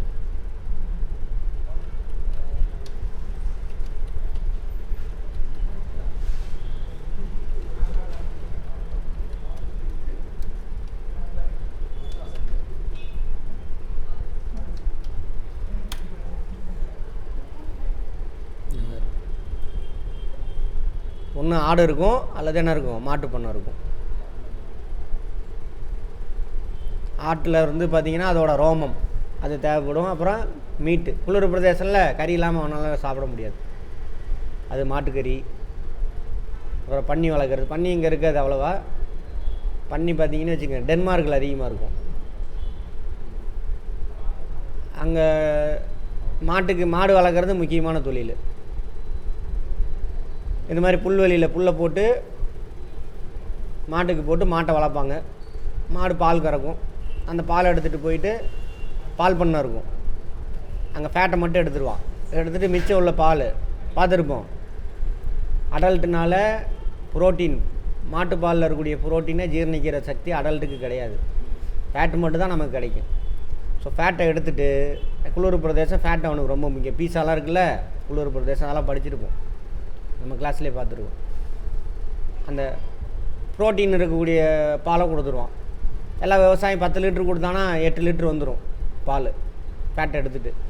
அந்த பாலை கொண்டு போய் பன்னிக்கு ஊற்றுவான். பன்னி அதை நல்லா குடிச்சிட்டு கொழுன்னு வளரும், அதோட ஃபேட்டு. உலகத்துலேயே அதிகமான இறைச்சி எது சாப்பிட்றாங்க? பன்னி இறைச்சி தான், பன்றி இறைச்சி தான். கூட நியூஸில் லேட்டஸ்ட்டாக வந்திருக்கும் அதெல்லாம். ஏன்னா குளிர் பிரதேசம் ஃபேட்டு ரொம்ப அதிகம் தேவைப்படும். கால்நடை வளர்ப்பு இங்கே முக்கிய தொழில். எங்கள் மிதவெப்ப மண்டல புல்வெளிகளில் உணவிற்காக விலங்குகள் கொல்லப்படுதல், அதன் இறைச்சியை பதப்படுத்துதல், ஸ்லாட்ரு, பால் பண்ணை தொழில் போன்ற தொழில்கள் இங்கு நடைபெறுகின்றன. எங்கள் மிதவெப்ப மண்டல புல்வெளியில் வெட்டுக்கிளி, ஓநாய், காட்டெருமை, பிரைரி நாய் முக்கியமான விலங்கு. அடுத்தது தூந்திரா பல்லுயிர் தொகுதி, தூந்திரா பயோம்ஸ். தூந்திரானா துருவ பகுதியை ஒட்டுன பகுதி, தூந்திரா. வருஷத்தில் குறிப்பிட்ட நாள் என்ன இருக்காது, சூரிய வெளிச்சம் இருக்காது. அப்படியே சூரிய வெளிச்சம் வந்தாலும் ஸ்லாண்டிங்காக தான் படும், கம்மியான வெப்பம் இருக்கும். அங்கே பாறை இந்த மாதிரி இடத்துல என்ன பாசி கீசிலாம் வரும். லிச்சன்ஸ் அப்படிம்பாங்க, லைக்கான்ஸ்ன்னு சொல்லுவாங்க, லிச்சன்ஸ்ன்னு சொல்லுவாங்க. லிச்சன்ஸ் மோசஸ் அப்படிம்பாங்க, அதெல்லாம் அங்கே இருக்கும். அதை சாப்பிடக்கூடிய மான் இருக்கும். இப்போ மான் வளர்க்குறது, மானை வேட்டையாடி சாப்பிட்றது, அதுதான் முக்கியமான தொழில் எங்கள் தூந்துரா பகுதியில். அதை ஒட்டின போதெல்லாம் ஊசி இலை காடுகள்லாம் இருக்குது. அதை பற்றி இங்கே சொல்லலை, உங்களுக்கு சொன்னது மட்டும் பார்த்துக்குவோம். தாழ்நிலப்பகுதியான பெரும்பாலும் உறைந்தே காணப்படுகிறது தூந்திரா பகுதி. சரியா? ஆசியா, கனடா, ஐரோப்பா இவற்றின் வடபகுதி மற்றும் கிரீன்லாண்டு, ஆர்டிக்கு, அண்டார்டிக் ஆகிய பகுதியில், அது ஆர்டிக் சர்க்கிள்.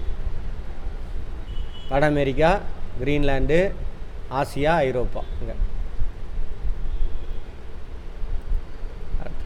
இப்பகுதி வெற்றி நிலப்பகுதி எனவும் தரிசு நிலம் எனவும் அழைக்கப்படுது. ஏன்னா பெரும்பாலும் எப்படி இருக்கும், ஐஸ் பனிப்படர்ந்து தான் இருக்கும். குளிர்காலம் நீண்ட கடுங்குளிரையும், கோடை காலம் மிதமான குளிரையும், லைட்டாக வெயில் எப்போதும் மிதமாக இருக்கும். குறுகிய கால பருவத்தாவரங்கள் மட்டுமே இங்கே காணப்படும். கோடை காலம் வருதுல்ல, வெப்ப காலம், சம்மர், அப்போ மட்டும் அந்த பாறை மேலே படும்பொழுது பாறையில் உள்ள ஐஸ்லாம் உருகிரும். அந்த பாறை மேலே என்ன இருக்கும், இந்த பாசி கீசி சின்ன சின்ன செடி அதெல்லாம் முளைக்கும். அதான் குறுகிய கால அங்கே போட்டிருக்கு பாருங்கள், குறுகிய கால பருவத்தாவரங்கள் மட்டும் இங்கே இருக்கும். நீண்ட கோடை காலம், கோடை காலம் வந்துட்டான்னா எனக்கு ஃப்ரீஸ் ஆயிரும். அப்போ அங்கே உணவு உற்பத்தியே நடக்காது. சரியா? ரைட். சுற்றுச்சூழலில் முதன்மை உற்பத்தி திறன் மிக குறைவு. முதன்மை உற்பத்தி திறன் இது உணவு உற்பத்தியே கிடையாது. சூரிய ஒளி இருக்காதா, வெப்பம் இருக்காது, அப்போ கார்போஹைட்ரேட் ப்ரொடக்ஷனே இருக்காது. அதான் சொல்கிறாங்க. இப்பகுதியில் வாழும் மக்கள் நாடோடிகளாக வாழ்கின்றனர். மானுக்கீன்லாம் வேட்டையாடிட்டு அந்த மாதிரி வேட்டையாடுதல், மீன் பிடித்தல். சார் ஃப்ரீஸ் ஆயிரும் சார், பார்த்துருப்போம் ஃபிசிக்ஸில். மேலே தான் ஃப்ரீஸ் ஆகிருக்கும், உள்ளுக்குள்ளே தண்ணியாக தான் இருக்கும். என்ன காரணம் தெரியும்? என்ன காரணம்? ஆழம் அதிகரிக்க, அழுத்தம் அதிகரிக்க, அதேமாதிரி உள்ளே உள்ள வெப்பம் வெளியில் வராது, மேலே ஃப்ரீஸ் ஆன உடனே. சரியா? அழுத்தம் அதிகமாச்சுனாக்க ஃப்ரீசிங் பாயிண்ட் என்ன இன்னும் கம்மியாகும் அப்படின்னு பார்த்துருப்போம் ஃபிசிக்ஸில். பார்க்காதவங்க பார்ப்போம். அதனால் மேல் லேயர் மட்டும்தான் ஐஸ் கட்டியாக இருக்கும். ஏரி, குளம், கொட்டையில் உள்ளே வந்துட்டு தண்ணி இருக்கும். அப்போ அது ஓட்டை போட்டு மீன் பிடிப்பாங்க. டிஸ்கவரி, நேஷ்னல் ஜியாகிரஃபிலாம் பார்த்தீங்கன்னா தெரியும், பாருங்கள். இங்கு மக்கள் தொகை மிக குறைவாக காணப்படுகிறது. ஏன்னா காலநிலை அப்படி இருக்குது. கடுமையான காலநிலை இவர்களின் வாழ்விடத்தை அடிக்கடி மாற்றிக்கொள்ள செய்கிறது. குளிர்காலங்களில் இக்லூ அப்படின்ற பனி வீடுகளில், கோடை காலங்களில் கூடாங்க அமைத்து வாழ்கிறாங்க. இக்லூவை பற்றி பார்த்துருப்போம் ஃபிசிக்ஸ்லேயே. இக்லூன்னா என்னது? பனியிலே வீடு கட்டி வாழ்வாங்க.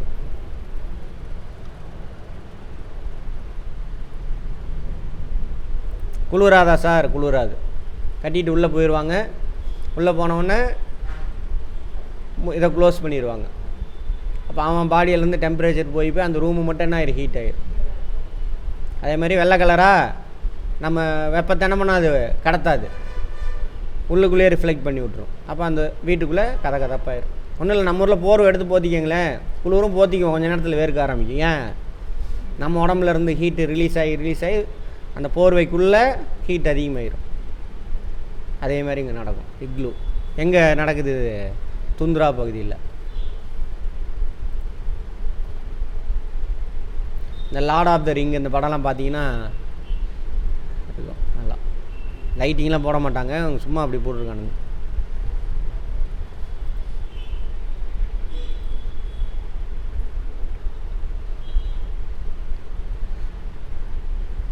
ஆர்டிக் பகுதியில் பாசி இனத்தாவரங்கள் வளருது. சொன்னாலே பாறையில் பாசி. துருவ பகுதியில் வளரும் விலங்குகளான துருவ கரடி, ஓநாயி, துருவ மான், கழுகு இதெல்லாம் அங்கே இருக்கும். மிதவெப்ப மண்டல புல்வெளிகள். வட அமெரிக்காவில் ப்ரைரி, முன்னாடி சொல்லியிருக்கோம் ப்ரைரி. இங்கே ஸ்டெப்பி. ஆசியா, யூரோப்பாவில் ஸ்டெப்பி. யுரேசியாவில், யூரோப்பு ஏசியா கலந்ததான் அது யுரேசியான்னு பார்த்துருப்போம். பாம்பாஸ், அர்ஜென்டினா மற்றும் உருகுவே. இங்கே பாம்பஸ். வேர்ல்டு தென்னாப்பிரிக்கா இங்கே ஆப்பிரிக்காவில் இங்கே வேர்ல்டு. அடுத்து டவுன்ஸ் ஆஸ்திரேலியாவில் டவுன்ஸ் இந்த இடத்துல வரும். இது பாலைவனம் அதை தாண்டி டவுன்ஸ். அப்புறம் நியூசிலாந்தில் கேண்டர்பர்க். இப்போ கூட ஏதாவது நியூஸில் வந்துச்சு இல்லை நியூசிலாந்து சம்மந்தமாக? நியூசிலாந்தில் எங்கே ஆடு வளர்க்குறது தான் முக்கியமானது. இப்போ நியூஸில் வந்துச்சு அந்த ட்ரைபல் பீப்புளுக்கு எதிராக ஏதாவது சட்டம் கொண்டு வந்திருக்கானுங்க. அதுக்கு பார்லிமெண்ட்டில் அதை கிழிச்சு போட்டு போராட்டம். அவங்க பூர்வகுடி மக்களுடைய பாட்டு பாடி ஒரு போராட்டம் நடந்துச்சு. நல்லா இருந்தது பாருங்கள். Manchurian China. இது right okay. Manchurian chicken Manchurian இங்கேருந்து வந்தது தான். சைனீஸ் சைட்லாம் அவனுக்கு தானே மஞ்சூரியன் இந்த இடத்துல வரும்.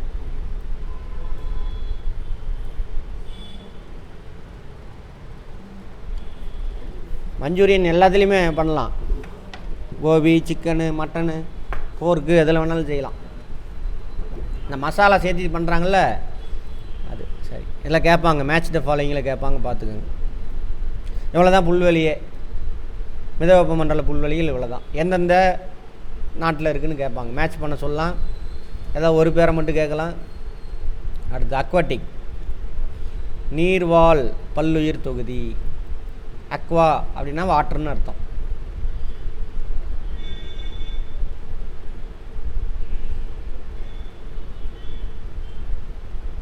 அதே தான் சக்தி மூலம். அதேமாதிரி இடத்துக்கு தக்கவாறு தங்களை தகவமைச்சுக்குவாங்க. எங்கே வாழ்கிறாங்களோ அந்த மீன் அங்கே. நிலவாழ் உயிரினங்களைப் போல நீர்வாழ் உயிரினங்களின் மீதும் உயிரற்ற காரணிகள் தாக்கம்.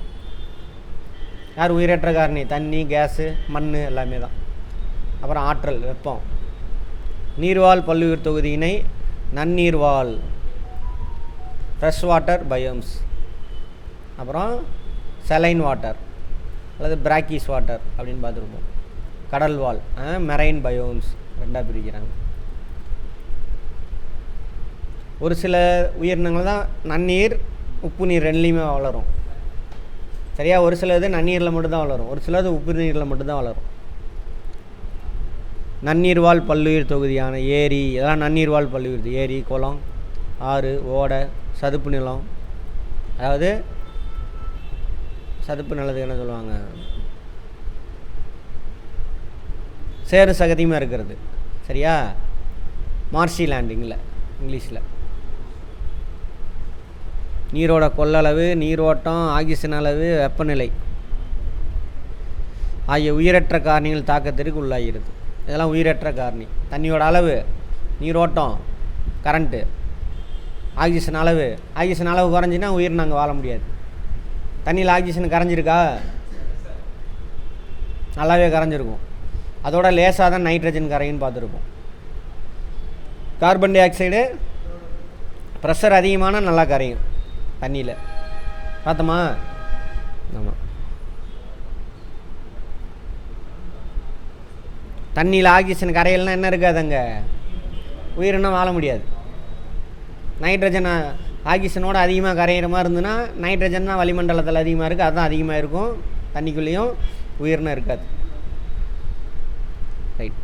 மனிதர்கள் தங்களுக்கு தேவையான குடிநீர், நீர்ப்பாசனம், சுகாதாரம், தொழிற்சாலை எல்லாமே எங்கேருந்து? நன்னீரை பற்றி தான் இருக்குது. இப்போ நம்ம அதை பயன்படுத்தி நம்ம கழிவெல்லாம் அதில் தான் அனுப்புகிறோம். ஸோ அங்கன்னா பல்லுயிர் தொகுதி பாதிப்படையும். அல்லி, தாமரை, பாசி இன தாவரங்கள், ஆமை, முதல்ல, மீன் எல்லாம் எங்கே இருக்குது? நன்னீரில் இருக்குது. அடுத்து மெரைன் பயோம்ஸ். பூமி மேலே எவ்வளோ இடம் பிடிச்சிருக்கு? கடல் 71% தண்ணி தான், பள்ளமான இடம்.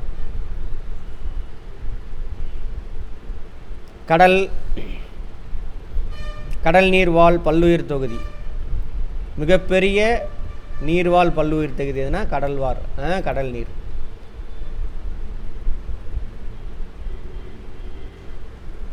மெயினாக கோரல் ரீஃப் பார்த்தோமா? என்னது? கரையாம்புத்து மாதிரி. அங்கே தான் நிறையா உயிரினம் இருக்கும் அப்படின்னு பார்த்துருப்போம். கடலில் ஆழத்தை கம்மி பண்ணுது வளர்ந்து வந்து.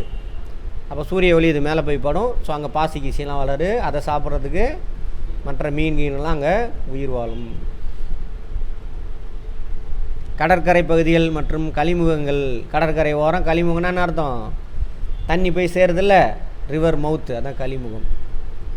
நன்னீர் கடற்நீர் கலந்து ஒரு சூழல் உருவாகுது.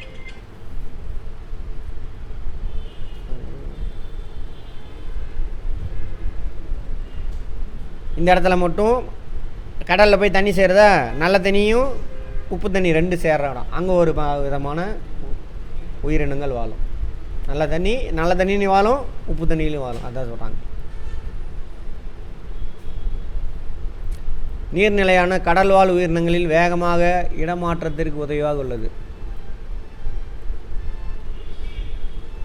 நிலவாழ் பல்லுயிர் தொகுதிகளை விட மிக வேகமாகவும் சிறப்பாகவும் அனைத்து பகுதிகளிலும் நீர்வாழ் உயிரினங்கள்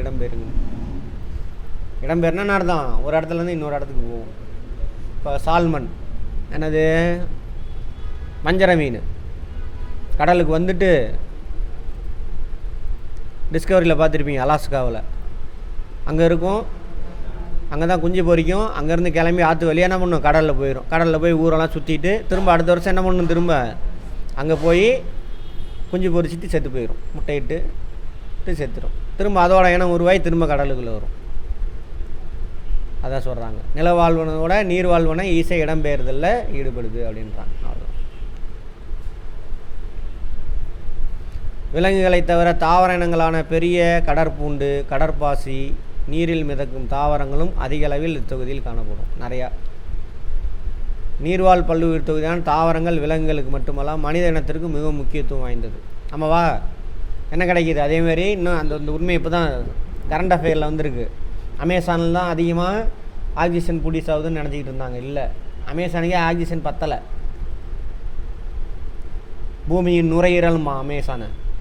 அங்கே உள்ள தாவரம் தான் அதிகமாக ஆக்சிஜனை ப்ரொடியூஸ் பண்ணாலும் அதுக்கு மேலே என்ன ஆகுது, ஒவ்வொரு மரத்துக்கும் கார்பன் டை ஆக்சைடு ப்ரொடியூஸ் பண்ணும். ஆக்சிஜன் அதுக்கு தேவை. அது உறைஞ்சது போக அதுக்கே பத்தலை அமேசான் காட்டுக்கு. அப்போ எங்கேருந்து சர்ப்ளஸ் கிடைக்குதுன்னா, கடல் வாழ் தாவரங்கள் இருக்குல்ல, அவங்க உற்பத்தி பண்ணுறது அவங்க தேவைக்கு போக மிச்சம் இருக்கிறது வளிமண்டலத்துக்கு வருது. அதுதான் யூஸ் ஆகுதுன்றாங்க. சரியா? தாவரத்துக்கு ஆக்சிஜன் வேணுமா வேண்டாமா? வேணும். உணவு செரிமானத்திற்கு ஆக்சிஜன் தான் வேணும். தாவரமாக இருந்தாலும் சரி, விலங்காக இருந்தாலும் சரி. மனிதனின் தொகுதியை நீர், உணவு, அங்கேருந்து தண்ணியெலாம் எடுத்துக்கிறாங்க. கடல் தண்ணி யூஸ் ஆகுது நமக்கு. கடல் தண்ணி யூஸ் ஆகுதா நமக்கு? இல்லையா? ஆவியாக போய் அதோ வருது. அப்புறம் வேறு பண்ணுறாங்கல்ல. சென்னைக்கெலாம் நிறைய இப்போ நீர் தேவைங்கிறது கடல் நீரை தூய நீராக மாற்றி தான் பயன்படுத்துகிறாங்க. சரியா? அப்புறம் துபாய், குறுக்கு சந்தை அங்கெல்லாம் அப்படி தான் கடல் நீர் தான் இது குடிநீராக மாற்றி பயன்படுத்துகிறாங்க. அப்புறம் உணவு, கடல்லேருந்து என்ன உணவு? நேற்றெல்லாம் நிறைய பேர் மீன் சாப்பிட்ருப்பீங்க. ஆற்று மீன்லாம் கம்மி தான், கடல் மீன் தான் அதிகம். சரியா? பாறை கீரெலாம் வருதுல்ல, எங்கேருந்து வருது பாறை மீன்லாம்? எனக்கு தெரிஞ்ச அதெல்லாம் இப்போ தான் பிரபலமாச்சு. கேரளாவில் தான் அதிகமாக பாறை மீன் கிடைக்கும். இல்லை, கடலில் தான். பொழுதுபோக்கு, நீர்ச்சறுக்கு இதெல்லாம் பண்ணுறோமா? அதெல்லாம். அதிக அளவில் மீன் பிடித்தல், சுற்றுச்சூழல் மாசுபாடு, கடல் மட்டம் உயர்தல், இதெல்லாம் பிரச்சனை. இத்தொகுதியில் காணும் சில பிரச்சனைகள். அளவுக்கு அதிகமாக மீன் பிடிச்சிருவாங்க. அப்போ ஏன்னா மீன் இனமே அழிஞ்சு போயிடும். நல்லா பார்த்தீங்கன்னா கிழக்கு கடற்கரையில் மீன்பிடி காலம், தடைக்காலம் கொண்டு வருவாங்க. அப்போ மீன் பிடிக்கக்கூடாது அப்படின்னு. அதேமாதிரி மீன் பிடிக்கிறதுலே வலையோட சைஸ்லாம் இருக்குது, அது கட்டுப்படுது தான். நம்ம அனுப்புகிற கழிவெல்லாம் எங்கே போய் சேருது? ஆறுக்கு போகுது. ஆறுலேருந்து கடலுக்கு தான் போய் சேரும். மெயினாக பிளாஸ்டிக், லொசுக்கு இதெல்லாமே ஃபேக்ட்ரியில் சுத்திகரிக்காமல் அனுப்புறது, அதெல்லாம் பிரச்சனை. கடல் வாழ் நுண்ணுயிர் 2000 கடல் வாழ் உயிரினங்கள் அழிஞ்சு போகுது. அப்புறம் ஆசிட் ரெயின் இருக்கு இல்லையா, இந்த பவளப்பாறை சொன்னோம்ல, வெப்பமண்டலத்தில் இருக்குது. வெப்பமண்டலம், துணை வெப்பமண்டலம், டிராபிக்கல், சப்ட்ராபிக்கல் ரீஜனில் அங்கே இருக்கக்கூடிய பவளப்பாறைகள் அதிகமாக அழிஞ்சதுக்கு காரணமே அமிலமலை தான் சொல்கிறாங்க. அமிலமலை யார் காரணம்? Acid rain. யார் காரணம்? 2 கேஸ் யார் முக்கியமானது? மெயினான நைட்ரஸ் ஆக்சைடு, சல்ஃபர் ஆக்சைட்ஸ். அப்புறம் கார்பன் டை ஆக்சைடுமே அதை சேர்த்திக்கலாம். இதுவுமே ஆசிட் தான். ஃபஸ்ட்டானவங்க 2 பேர். இதெல்லாம் கன்சர்வேஷன். இதெல்லாம் வந்து என்னது, நம்ம வீட்டை எத்தனை பயோம்ஸாக பிரிச்சுருக்காங்க. வெப்பமண்டல காடுகள் அதில் 2, வெப்பமண்டல புல்வெளி, வெப்பமண்டல பாலைவனம், அப்புறம் மிதவெப்ப மண்டல புல்வெளி. ஒவ்வொரு இதுலேயும் பார்த்துருப்போம் அங்கே என்ன மாதிரி இருக்குது. அப்புறம் துந்திரா. இதெல்லாம் வந்து என்ன, இந்த டெரஸ்ட்ரியல் பயோம்ஸ், நில பல்லுயிர் தொகுதி.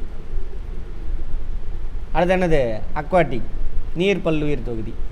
நன்னீர் ஒன்று, மெரைன் ஒன்று. சரியா, அதோட எல்லாத்தையுமே பார்த்தாச்சு. அதை பாதுகாக்கணுமா இல்லையா? நமக்கு தேவையானது எல்லாம் என்னது, உணவு, உடை, இருப்பிடம் எல்லாமே எங்கே இருக்குது, இந்த பூமியிலேருந்து தான் கிடைக்கிது. நம்ம என்ன பண்ணுறோம், அதிகமாக வேட்டையாடுதல்.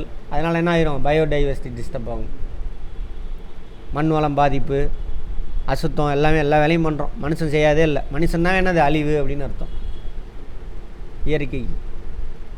பல்லுயிர் தொகுதி என்பது ஆழ்கடல் அகழி முதல் பசுமை மரா காடுகள் வரை பரவி காணப்படும். இதில் காணப்படும் ஆற்றல் பரவலுக்கு மனித இனத்தின் பங்கு மிக அதிகமாக உள்ளது. அதே வேளையில் சில உயிரினங்கள் அழிவிற்கும் இடமாற்றத்திற்கும் மனிதன் நடவடிக்கை காரணமாக இருக்குது. நம்ம எவ்வளோ அழிச்சுவிட்டோம். அதான் ரெட் புக்குன்னு சொல்லுவாங்க, பயாலஜியில் படிச்சிருப்போம். சிகப்பு புத்தகம். சிவப்பு புத்தகத்தை யார் வெளியிடுவாங்க? கொஸ்டின் அது, போய் இப்போ எடுத்து பார்த்துக்கோங்க. எப்பொழுதும் தொடர்ந்து அதிகரித்து கொண்டே இருக்கும் மக்கள் தொகையால் உயிரின வளங்கள் அதிக அளவில் சுரண்டலுக்கு உட்பட்டு பாதிப்புள்ளாகிறது. ஆமாவா, அதிகரிச்சுட்டே இருக்கா. எவ்வளோ பேர் வாழலாம் பூமியில்? 50 கோடி பேர் தான் மனுஷனால் இருக்க முடியும். இன்றைக்கி எத்தனை கோடி பேர் இருக்கும்? 800 கோடி பேர் இருக்கும். இயற்கையாக பார்த்தோன்னா இவ்வளோ பேர் தான் வாழ முடியும். அது அப்படியே இயற்கை மெயின்டைன் பண்ணிக்கிட்டே இருந்துச்சு. எப்படின்னாக்கா, அப்போல்லாம் பார்த்தீங்கன்னாக்கா 10-15 குழந்தையெல்லாம் பெற்றுக்குவாங்க ஒவ்வொருத்தவங்களும். ஒவ்வொரு ஃபேமிலியும் நிறைய குழந்தை பெற்றுக்கிட்டா கடவுள் அவருக்கு அருள் புரிஞ்சிருக்காருன்னு அர்த்தம். சரியா? இன்னொன்று அவன் பயங்கரமான கடகாத்திரமாக இருக்கிறான், வலிமையானவன் அப்படின்னு அர்த்தம். அதுக்காக நிறைய குழந்தை பெற்றுக்குவாங்க. ஆனால் அதுக்காக கிடையாது. ஒரு நோய் வருதுன்னு வச்சுக்கோங்க, சும்மா மலேரியா. அப்போல்லாம் மலேரியாலாம் சாதாரணமாகிடுச்சு. வயிற்றால் இதெல்லாம் போகும், டீஹைட்ரேஷன் ஆகி. பயாலஜியில், கெமிஸ்ட்ரியிலலாம் பார்த்துருப்போம். அந்த ஊரில் 500 பேர் இருக்கான்னு வச்சுக்கோங்க, 200 பேர் மண்டையை போட்டுருவான். 7ஆம் அறிவு படம் பார்த்தீங்களா? அந்த மாதிரி தான். அது மாதிரி ஏதாவது புதுசாக நோய் வந்து, மலேரியாவே அந்த பிரச்சனை. அப்புறம் அம்மை நோய் அதெல்லாம் வருது. சரியா? பாக்ஸா? என்ன பாக்ஸு? Chicken box. அப்புறம் மட்டன் பாக்ஸ் எல்லாம் இருக்கா? ஸ்மால் பாக்ஸ், அம்மை நோய். அது வந்துச்சுன்னா, அது வைரஸ்னால் வருது. அது வந்துச்சுன்னா என்ன ஆகும்? அதில் நிறைய பேர் அந்த 7ஆம் அறிவில் அந்த அம்மை நோயை தான் போட்டிருப்பாங்க, அடிச்சுட்டு போயிடும். அப்போ என்ன ஆகும்? 10-15 குழந்தை பெற்றாக்கா, 5 குழந்தை பெற்றா கடைசியில் எல்லாம் செத்ததெல்லாம் போக எத்தனை தேரும்? ஒரு 8-9 தான் தேரும். எங்கள் சின்ன பாட்டிக்கு 18 குழந்தையாம்மா. இப்போ 9 பேர் இருக்காங்க. அந்த மாதிரி இன்னும் இருக்காங்க. சரி, அப்போ அதனால் நிறைய குழந்தை பெற்றுக்குவாங்க. ஏன்? கடைசி காலத்தில் அவனை தூக்கி போடுறதுக்காக. ஊரில் பெரிய தலை கட்டும்பாங்க. அதனால் நிறைய குழந்தை பெற்றுருக்காருன்னு அர்த்தம். சரி, அவர் பெக்க மாட்டார், அந்த அம்மா தான் பாவம். சரி, அதை தான் மாற்றணும். இப்போ என்ன ஆயிடுச்சு? இந்த உணவு உற்பத்தி பெருக்கும், வறட்சி பஞ்சத்தினால நிறைய பேர் செத்துருவாங்க, சாப்பாட்டுக்கு வழி இல்லாமல். இன்னொன்று வேக்சினு. சரியா? ஆன்டிபயாட்டிக் இதெல்லாம் கண்டுபிடிச்சதோ. ஆன்டிபயாட்டிக் கண்டுபிடிச்சோன்னா பாதி நோய் பிரச்சனை சால்வ் ஆச்சு. அப்புறம் வேக்சினு டோட்டலாக சால்வ் ஆயிடுச்சு. ஓகேவா? வேக்சின் பெரும்பாலும் பார்த்திங்கன்னா வைரஸுக்கு தான் வேக்சின் போடுவாங்க. ஆன்டிபயாட்டிக்கு பூஞ்சை, பாக்டீரியா அவங்களுக்கு, புரோட்டோசோவா அவங்களுக்கெல்லாம். பயாலஜியில் அதெல்லாம் என்னென்ன வித்தியாசம்னு பார்த்துருப்போம். ரைட். அப்போ இது கண்டுபிடிச்சனால என்னாச்சு? மலேரியாலாம் ஒரு நோயே இல்லாமல் ஆயிடுச்சு. ஒரு நாள் வயிற்றால் போச்சுன்னா என்ன ஆகுது? அடுத்த நாள் ஊசி போட்டு அதெல்லாம் கொண்டுருவாங்க. அப்புறம் இன்னொன்று என்னது? டீஹைட்ரேஷன் ஆகிருக்கும், உப்பு சர்க்கரையை கலந்து விட்டு குடித்தா முடிஞ்சு போச்சு. அடுத்த நாள் வயிற்றால் வாந்தியெல்லாம் நின்றும். சரியா? அந்த மாதிரி. அப்போ உயிரிழப்பு ரொம்ப ரொம்ப குறைஞ்சி போச்சு. இனப்பெருக்கம் அப்படியே பெருகிட்டே இருக்குது. அது இந்த வளர்ச்சி அடையாத நாடுகள் என்ன பண்ணுறான், அந்த வட இந்தியா வச்சுக்கோங்களேன், ஊப்பி மாப்பி காப்பி அவனுங்கெல்லாம் முட்டாளாக வச்சுருக்கானுங்க. இன்னும் அதெல்லாம் குழந்தை பெற்றுக்கிட்டே இருப்பானுங்க. ஏன்னா இந்த பழைய மூட பழக்கம்தான். நிறைய குழந்தை பெற்றுக்கிட்டா வீரன், கடவுள் கொடுக்குறாரு, இந்த கதையெல்லாம் கடவுளாக கொடுக்குறாரு எப்படின்னு கண்டுபிடிச்சாச்சு. ஆமாம், அந்த பயாலஜியில் படிக்கிறோம். அதனால் குழந்தை பெற்றுக்கிட்டே இருக்கானுங்க. சரி, அதனால் மக்கள் தொகை பெருக்கு அதிகமாகுது. இது புவியில் காணப்படும் தாவரம் மற்றும் விலங்கினங்களின் மீது, இது கூட அறிக்கை சம்மந்தம் சொல்லியிருப்பார் பாருங்க. ஊப்பி மாப்பி காப்பிலாம் மக்கள் தொகை வச்சு அங்கே கொடுக்குறீங்க, நாங்கள் நீங்கள் சொன்னதை கேட்டு குடும்ப கட்டுப்பாடு முறையை ப்ராப்பராக இம்ப்ளிமெண்ட் பண்ணி மக்கள் தொகை குறைச்சோம், அதனால் எங்களுக்கு தண்டனையாது, அதனால் எங்கள் வரி பணத்தை வாங்கி அங்கே கொடுக்குறீங்க, எங்களுக்கு சேர்த்து கொடுங்க, நாங்கள் இன்னும் மேலே வளரணும்ல அப்படின்னு கேட்டுருப்பார். படிச்சிங்களா அந்த அறிக்கையை? கரண்ட் அஃபேரில் வரும். சொன்னாங்களா அவங்களே, ஃபினான்ஸ் கமிஷன் என்ன சொன்னாங்க, இந்த மாதிரி நாங்கள் எங்கேயும் பார்க்கலங்க. எத்தனாவது ஃபினான்ஸ் கமிஷன் இது? யார் நிதிக்குள்ளே என்ன பண்ணுவாங்க? சிவிக்ஸ் முடித்தவங்க கேட்கணும் கேள்வி. நிதிக்குழுவை பற்றி பார்த்தோமா, எடுத்துப்போ கரண்ட் அஃபேரில் பார்க்கணும். எத்தனாவது பார்ட்டில் எந்த ஆர்டிக்கல் அதை பற்றி பேசியிருக்காங்க, நிதிக்குழுவை நியமனம் செய்கிறது யார், அவங்களுடைய பங்கு என்ன, எல்லாத்தையும் சிவிக்ஸில் பார்த்துருக்கோம். கரண்ட் அஃபேரில் கேட்பான், அதை பார்த்துக்கோங்க. இப்போ நிதிக்குழுவினுடைய தலைவர் யார் வந்துட்டு போனார்ல, கட்டாயம் வரும் அடுத்தது கரண்ட் அஃபேரில். நியூஸ் பேப்பர் எல்லா சப்ஜெக்ட் முடிஞ்சு நியூஸ் பேப்பர் படித்து ரீகால் பண்ணிக்கிட்டே இருக்கு. நம்ம பேசுகிற எல்லாமே அங்கே வரும். அமில மழை பெய்யுதுமா, செயற்கை மழை பெய்யுதுமா, நிலச்சரிவு என்ன காரணம், எல்லாம் ஜாகிரபியில் எடுத்து பார்த்துட்டே வந்தீங்கன்னா செம்ம நாலேஜ் ஆயிடுவீங்க, எங்கேயே போயிடலாம். இது புவியியல் காணப்படும் தாவர விலங்குகளின் மீது கடுமையான தாக்கத்தை ஏற்படுது. நம்ம யார் மக்கள் தொகை பெருக்கிறதுனால 50 கோடி பேர் இருக்கிற இடத்துல 800 கோடி பேர் இருந்தால் என்ன ஆகும்? காற்றெல்லாம் அழிப்போம், பல்லுயிர் தன்மை கெட்டு போகும், வேட்டையாடுவோம் அதிகமாக. சரியா? கழிவுகள் எல்லாம் போய் சேருது, நீர் பற்றாக்குறை எல்லாம் நடக்கும். அதேமாதிரி புவி வெப்பமயமாதல், மக்கள் தொகை பெருக்கம் தான் காரணம். புவியின் சில பகுதியில் அதிக உயிரின வளங்கள் மற்றும் அதிக உயிரின பாதிப்புகள் ஏற்படும் பகுதிகளும் உள்ளது. உயிரின பாதிப்பு அதிகமாக ஏற்படுது. உயிரினங்களை பாதுகாக்கணும், அப்போ தான் நான் பூமி இருக்கும். நிறைய உயிரினம் அழிஞ்சு போச்சு, அழிஞ்சிக்கிட்டு வருது. இப்போ அழிஞ்சிட்டு வர உயிரினங்களை தான் என்ன பண்ணுறாங்க, ரெட் புக்குன்னு வெளியிடுவாங்க. யார் வெளியிடுவா? ஐயோ,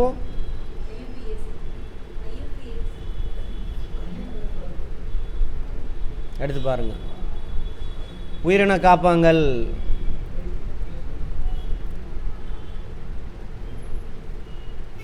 அது கெமிஸ்ட்ரி சம்மந்தமானது. நீங்கள் சொன்னது IUCN. அடுத்து பாருங்கள், சிறப்பு சுற்றுச்சூழல் மண்டலம் அல்லது தாவரங்கள் மற்றும் விலங்குகளில் உள்ளடக்கிய தனித்துவமான பாதுகாக்கப்பட்ட ஒரு பகுதி, அதான் பயோஸ்பியர் ரிசர்வ். இந்தியாவில் 18 பயோஸ்பியர் ரிசர்வ். ஓகேவா? அது ஒரு ஃபேக்ட், நோட் பண்ணிக்கோங்க. புவியின் குளிர்ச்சியான பல்லுயிர் தொகுதி,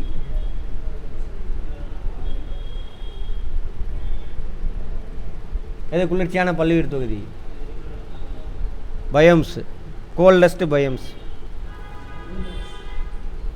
சூந்திரா இதுதான் பார்த்தோமா, துருவ பகுதியில். அதான் தண்ணின்னொன்று பெருங்கடல், அதையும் இதையும் தான் இப்போ முட்டிகிட்டு இருந்திருப்பீங்க. இது ஹாட்டு டைகா, நம்ம பார்த்ததே இல்லை, விட்டுடலாம். தண்ணி இருந்தால் அங்கே வெப்பம் அதிகமாக இருக்குன்னு அர்த்தம், எழுதி வச்சுக்கோங்க. ஓகேவா? அடுத்தது உயிர்கோளத்தின் மிக சிறிய அலகு.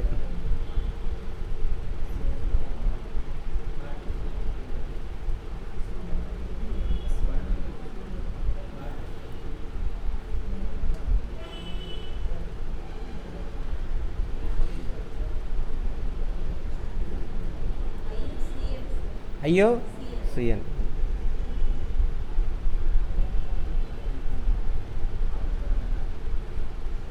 இவற்றில் ஏதும் இல்லை எனக்கு தெரிஞ்சு.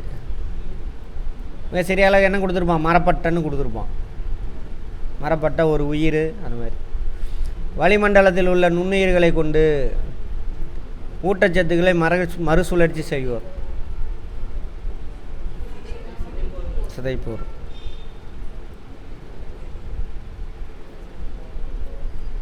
இவங்க தான் ஊட்டச்சத்து, அவங்க சிதைச்சி போட்டால் தான் நம்ம திரும்பவும் ஊட்டச்சத்து கிடைக்கும், அதை வச்சு மரம் வளரும், மரத்தை பிடுங்கி விலங்கு சாப்பிட்லாம், திரும்ப அதே சைக்கிள். பாலைவன தாவரங்கள் வளரும் சூழல்.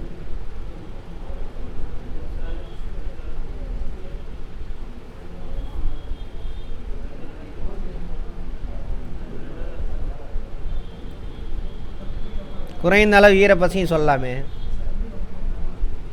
உவர்ப்பியமுள்ள மணற்பகுதி. ரைட். மலைக்காடுகள் பல்லுயிர் தொகுதி அதிக அளவு விவசாயத்துக்கு பயன்படுத்த இயலாததற்கு காரணம்.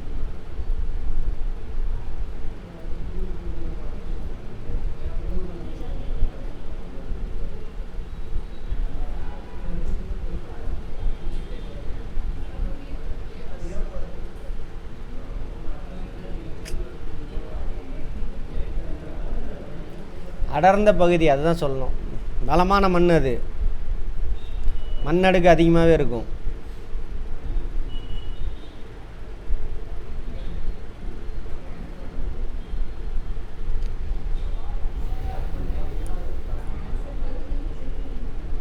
எனக்கு தெரிஞ்சு அடர்ந்த காடுகள், அதுதான் காரணம்.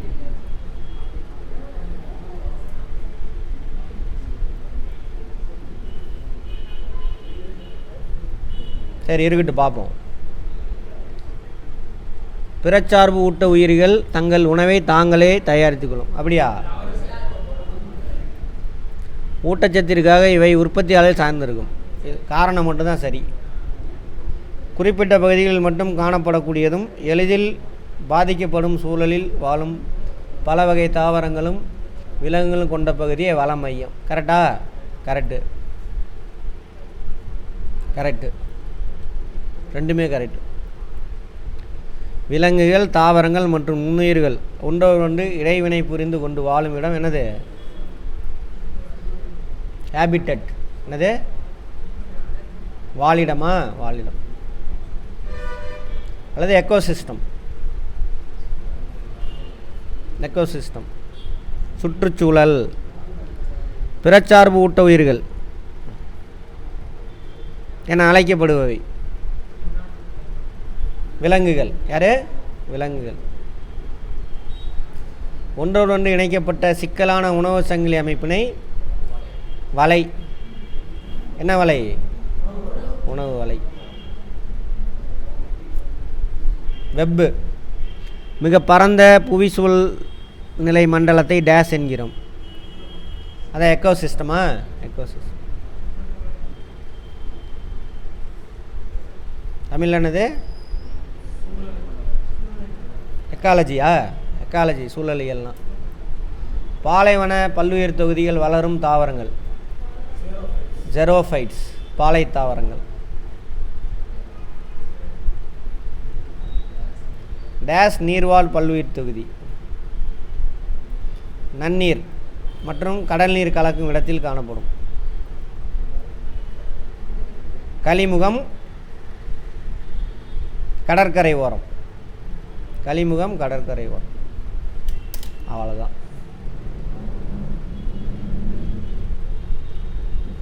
இந்த டேலாம் பார்த்து வச்சுக்கோங்க. இதிலிருந்து கட்டாயம் வரும்.